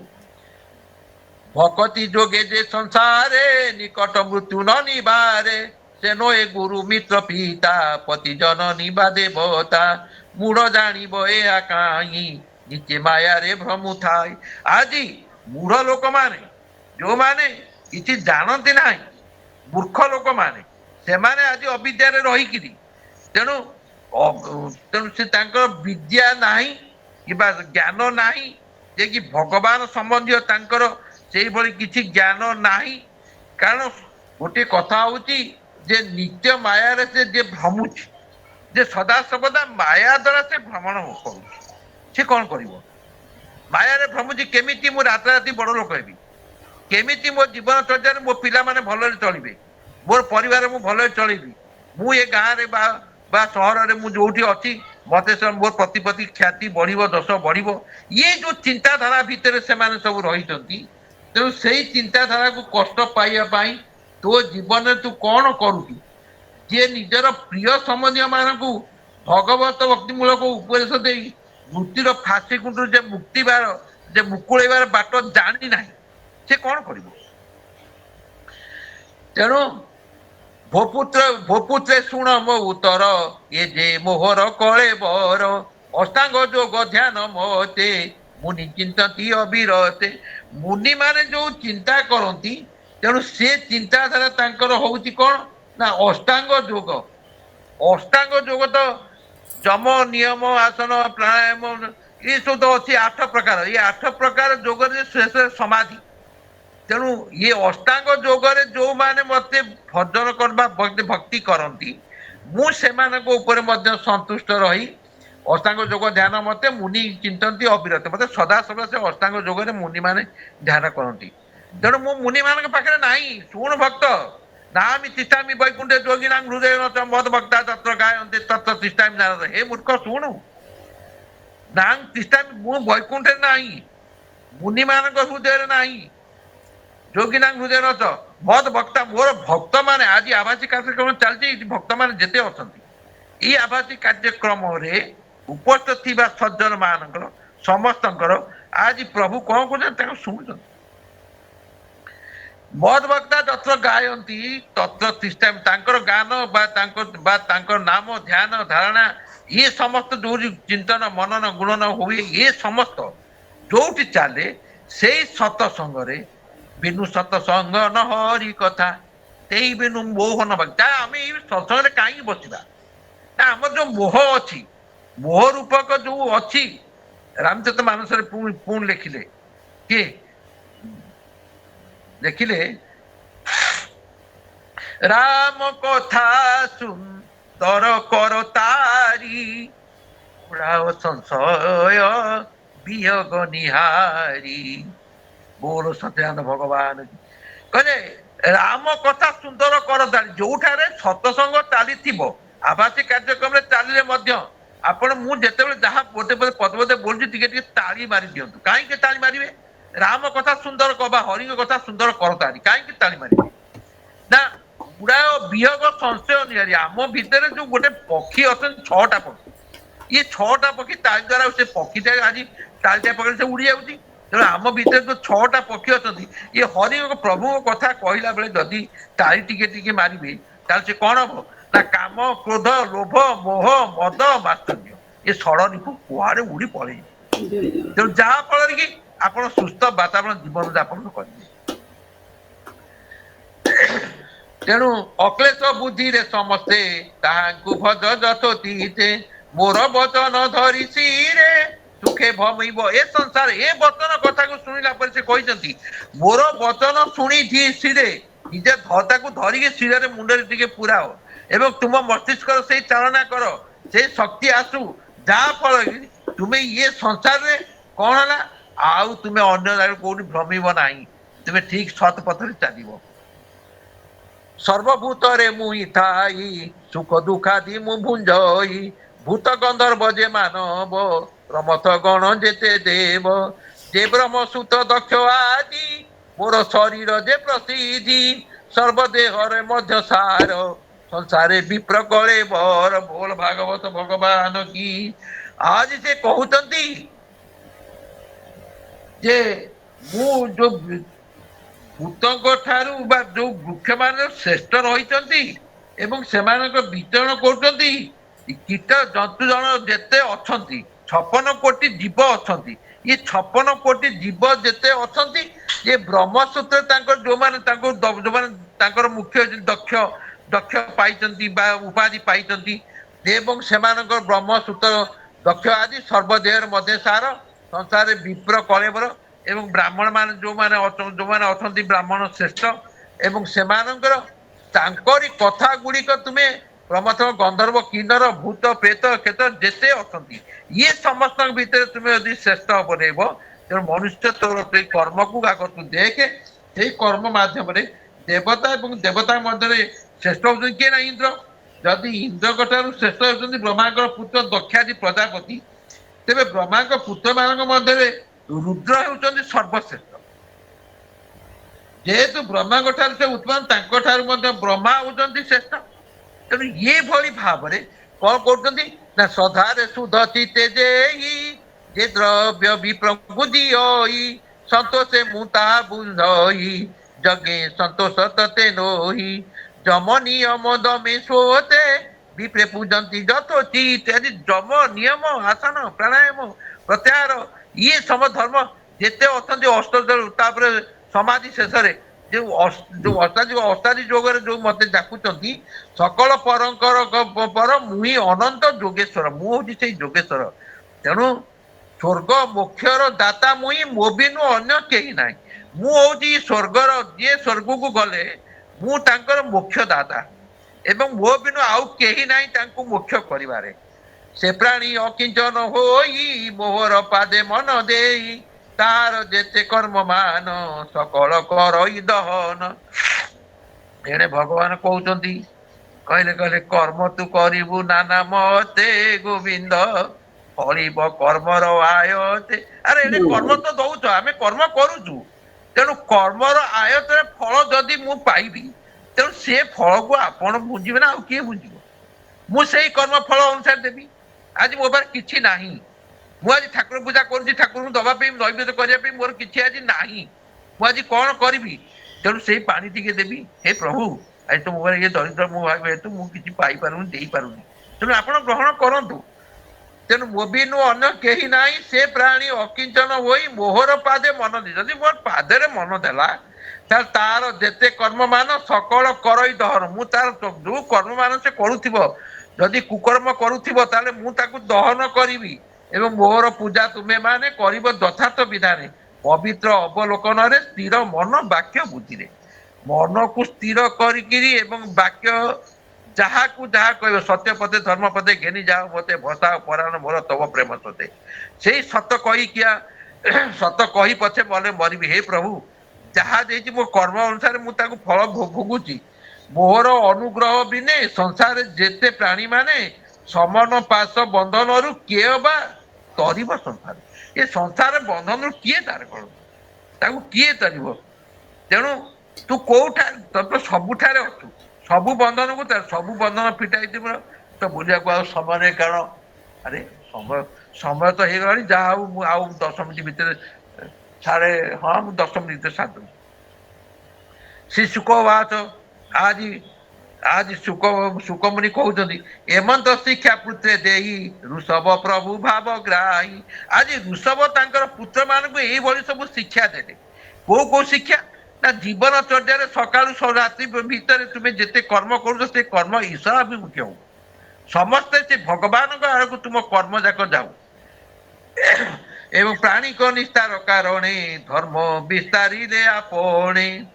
ଆଜି ଯୋଉ ଧର୍ମ କଥା ଆପଣ କହିଛନ୍ତି ସେଇ ଧର୍ମକୁ ଆଜି ଯେତେ ଯେ ପ୍ରାଣୀ ଅଛନ୍ତି ସମସ୍ତେ ସେ ତାଙ୍କର ଚିନ୍ତା କରୁଛନ୍ତି ଏବଂ ବ୍ରାହ୍ମଣ ମାନଙ୍କୁ ଲକ୍ଷ୍ୟ କରି ସେ ମଧ୍ୟ କହିଲେ ସତେକ ପୁତ୍ର ମଧ୍ୟ ସାର ଜ୍ୟେଷ୍ଠ ଯେ ଭରତ କୁମର ପରମ ଭାଗବତ ସେଇ ନିରତେ ପ୍ରଭୁଙ୍କୁ ଭଜଇ।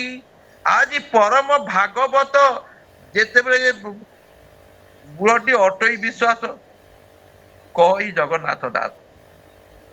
ଆଜି ଶ୍ରେଷ୍ଠ ଭାବରେ ଭାଗବତ ଗ୍ରନ୍ଥକୁ ଆଜି କହୁଛେ ପରମ ଭାଗବତ ସେଇ ନିରତେ ପ୍ରଭୁଙ୍କୁ ଭଜଇ।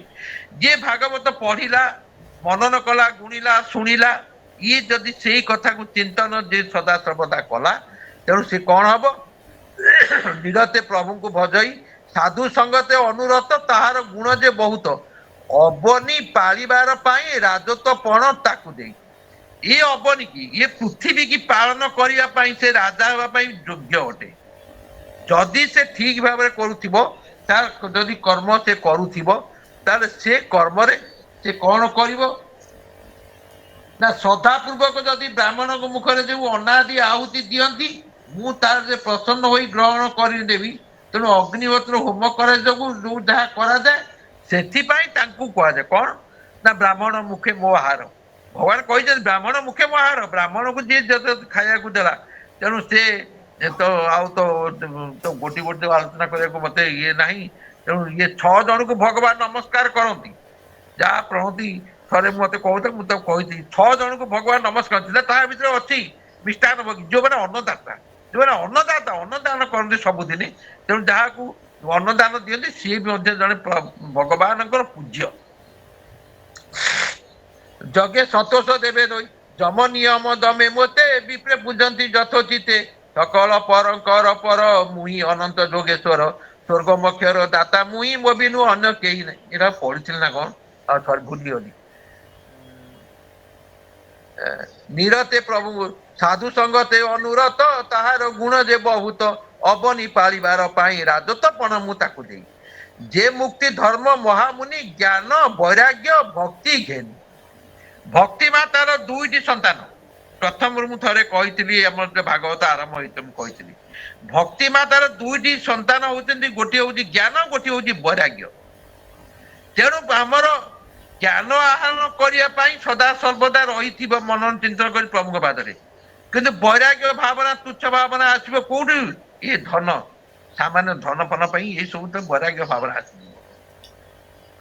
ଜ୍ଞାନ ବୈରାଗ୍ୟ ଭକ୍ତି ଘେନି ତାହାଙ୍କ ଲକ୍ଷଣ ଆଚରି ଋଷଭ ପ୍ରଭୁ ନରହରି ବାହେ ଶରୀର ମାତ୍ର ଧରି ଉନ୍ମତ ରୂପକୁ ଆଚରି ମୁକୁଳା କରି କେଶପାଶ ଗଗନ କରି କଟି ବାସ। ଏଠି ଗଗନ କରି କଟିବାସ ଅର୍ଥାତ ଏଠି କଣ ଆଉ କଣ ଗଗନ ଅର୍ଥ ମାନେ ଦିଗମ୍ବର ହେଇଗଲେ।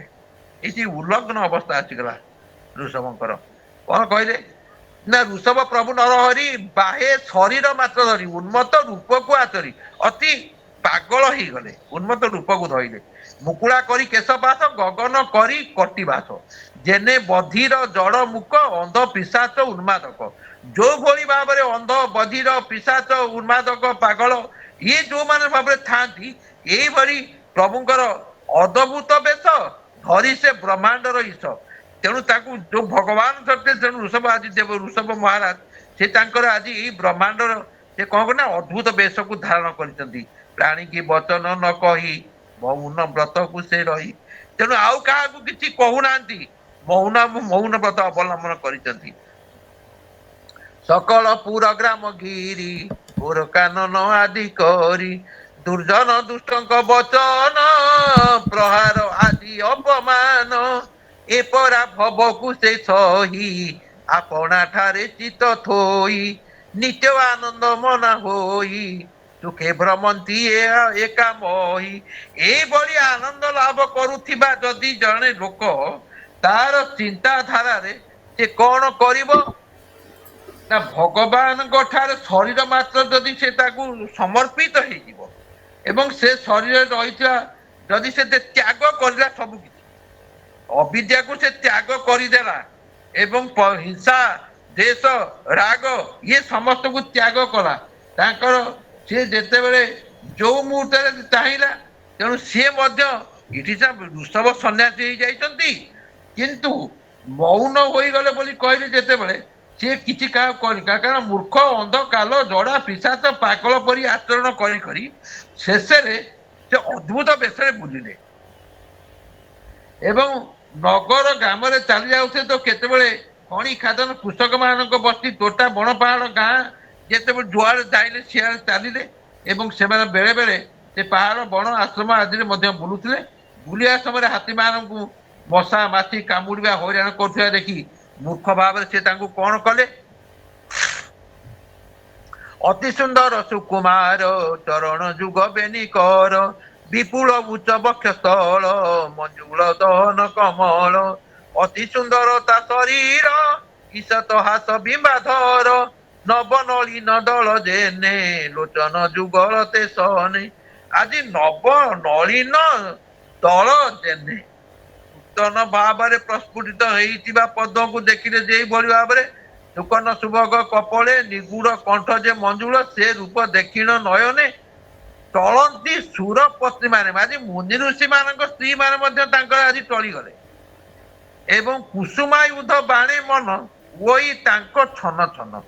କୁସୁମ ଆୟୁଧ ଯୋଉ ଯାହାକୁ ମାନେ ହୃଦୟରେ ଧଇଲେ ଧାରଣ କରି ଯୋଉ ବାଣ, ସେ ବାଣ ପଞ୍ଚ ବାଣ ପଞ୍ଚଟି ସହାୟକା, କିନ୍ତୁ ସେ କଣ କରେ ନା କନ୍ଦର୍ପ ତାର ମନରେ ଗୋଟେ ଭାବନା ଚିନ୍ତାଧାରା ଆସେ କଣ, ଯେ ଯେତେ ଅଟନ୍ତି ତେଜସ୍ୱୀ ମୋ ମାଳ ପାଇ ସେ ଯେତେ ଯେତେ ଅଛନ୍ତି ଯେ ତେଜସ୍ୱୀ ଫୁଲ ମାଳାରେ ଟିକେ ମନେ ପଡିଲାନି କଣ ସେଟା, ଯେ ଯେତେ ଅଛନ୍ତି ତେଜସ୍ୱୀ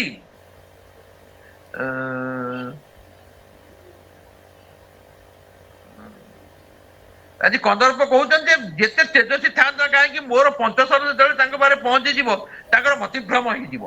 ତେଣୁ ସେଇଭଳି ଭାବରେ ଆଜି କୁସୁମାୟୁଧ ବାଣେ ମନ ହୁଅଇ ତାଙ୍କ ଛନ ଛନ, ସୁନ୍ଦର ଶରୀର ମଳିନ ଦିଶିଲେ ଆନୁ ଆନ ବର୍ଣ୍ଣ। ଆନୁ ଆନ ମାନେ ପରବର୍ତ୍ତୀ ତାଙ୍କ ଯୋଉ ବର୍ଣ୍ଣ ବା ଶରୀର ଥିଲା, ସେଇ ଶରୀରକୁ ଦେଖିକି ତାଙ୍କର ହାତ ପାଦ ଛାତି ଲମ୍ବା ଭୁଜ କାନ୍ଧ ଏ ସବୁ ଆଦି ଅଙ୍ଗ ଗଠନ ଅତି ସୁକୁମାର ଥିଲା, କିନ୍ତୁ ସେ ଆଜି ସୁନ୍ଦର ପଣିଆରୁ ସେ ତାଙ୍କର ଆଜି ବିଶାଳ ଯୋଉ ଦେଖା ଯାଉଥିଲେ, ତାହା ମଧ୍ୟ ଆଜି ପ୍ରଭୁଙ୍କର ଇଏ ସମସ୍ତ ପଳେଇ ଯାଇଛି ଏବଂ ଚିନ୍ତା କରୁଛନ୍ତି କଣ ସେ ତାଙ୍କର ସେଇ ହେତୁ ସେ ବଡ ମନୋହର ଦେଖା ଯାଉଥିଲେ ମଧ୍ୟ ଆଜି ତାଙ୍କର ପାଗଳାମି ବା ଯେତେ ପାଗଳାମି ଆସିଯାଇଛି, ମୁଣ୍ଡରେ ପ୍ରଳାପ ଟିକେ ଆସିଛି। ତେଣୁ ସେତେବେଳେ କର୍ଣ୍ଣ ନାସିକା ଥିବା ଏ ଯୋଉ ସୁନ୍ଦର ପଣିଆ ଥିଲା ତାକୁ ସବୁ ଯାକ ହରେଇଛନ୍ତି ଏବଂ ସେ ପୁର ନାରୀ ମାନଙ୍କ ଭିତରେ ତାଙ୍କର କାମ ଭାବ ସଞ୍ଚାର ହୋଇଯାଉଥିଲା।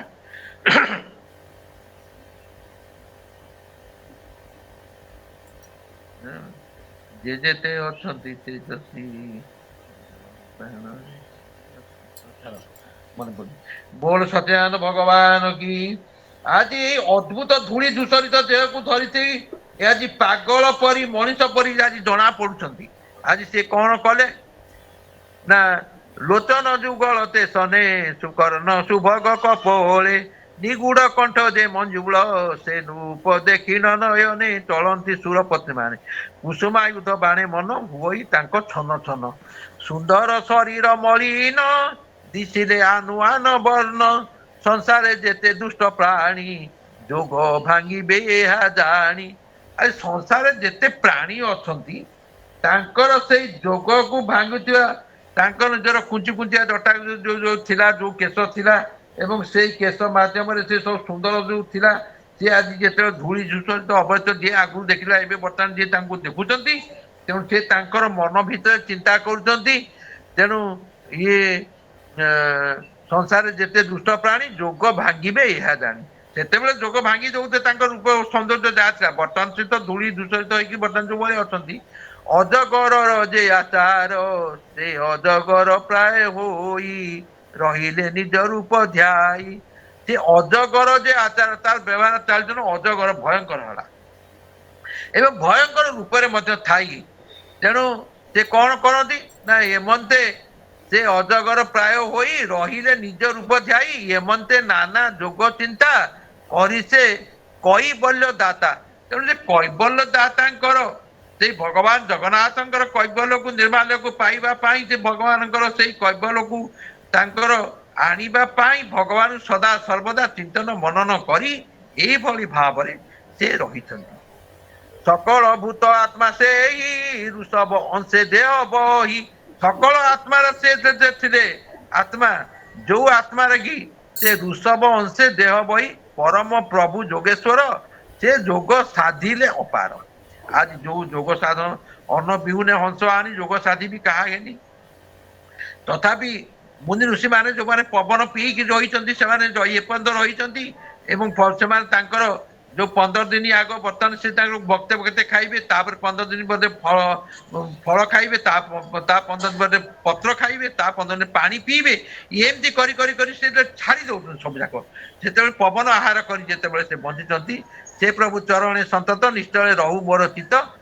ଭଣଇ ବିପ୍ର ଜଗନ୍ନାଥ ऋषभ गोविंद चरित आज प्रभु ऋषभ गोविंद चरित गोविंद बही आज भगवान कृष्णଙ୍କର ସେଇ ଚରିତ ବହି ରହିଛନ୍ତି ସୁଜନେ ଚିତେ ଏହା ଭାବ ସଂସାରୁ ଯେ ମନ୍ତେ ତରିବ ହେ ସୁଜନେ ତୁମ ଚିନ୍ତାଧାରାରେ ଭାବନାରେ ମନ ପ୍ରାଣ କର୍ମ ବଚନରେ ଯେତେ ଯାହା ରହିଛି ଏଇ ଭାବନା ଚିନ୍ତାଧାରା ସଂସାର ରଖିବ ଯେମତ ରଖିବ ଏଇ ସଂସାର ତରିଯିବ ଗୁରୁ ଦୀକ୍ଷାକୁ ମନେ କରି ভবসাগরু হেব পারি ভবসাগরু হেব পারি ভবসাগরু হেব পারি গুরু দীক্ষাকু মনে করি বল সত্যানন্দ ভগবান কি আজ কই ভবসাগরু জনে তরি ଯିବା ପାଇଁ গুরু মন্ত্র গুরু দীক্ষা ଆମେ ଯଦି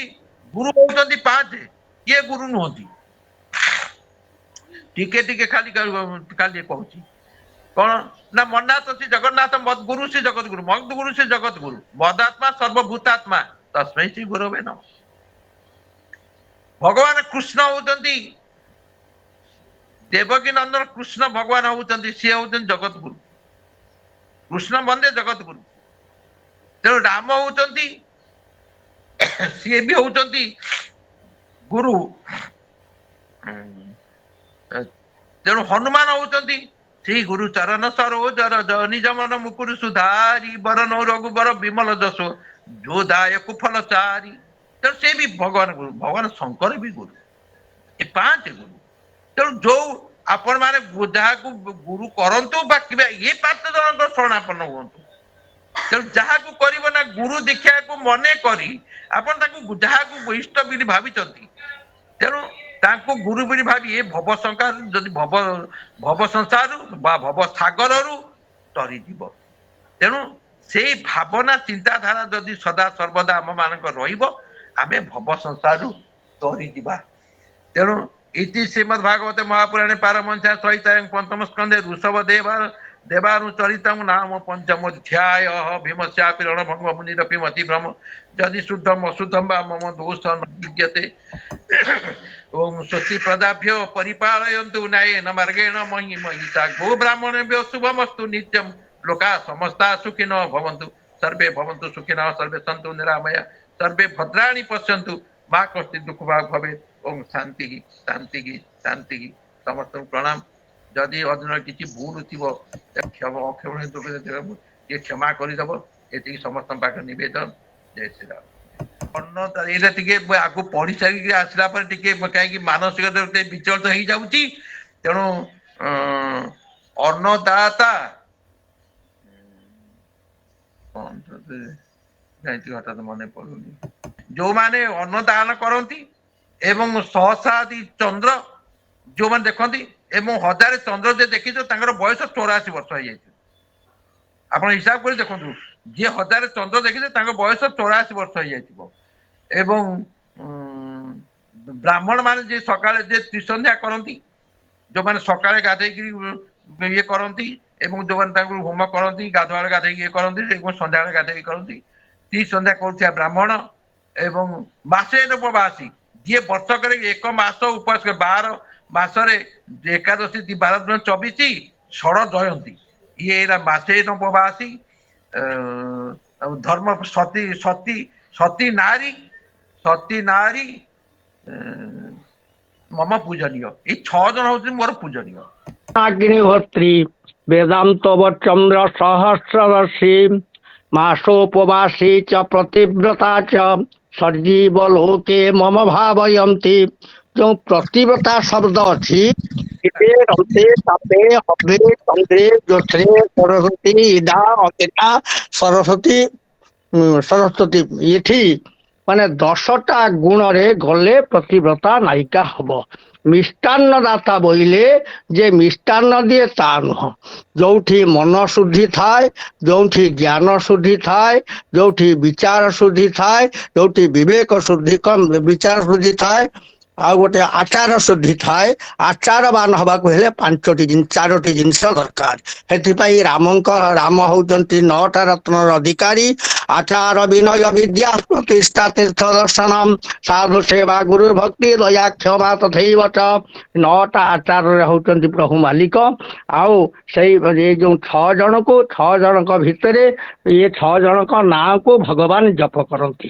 ଭଗବାନ ଯାହାଙ୍କୁ ଜପ କରନ୍ତି ଏଇ 6 ଜଣ ମିଷ୍ଟାନ୍ନ ଦାତା। ମିଷ୍ଟାନ୍ନ ବୋଇଲେ କଣ ନା ସଦ ଅନ୍ନରେ ସଦ ଧନରେ ସତ ଅନ୍ନ ଯିଏ ପ୍ରଦାନ କରିପାରେ ସେ ହଉଛି ମିଷ୍ଟାନ୍ନ ଦାତା।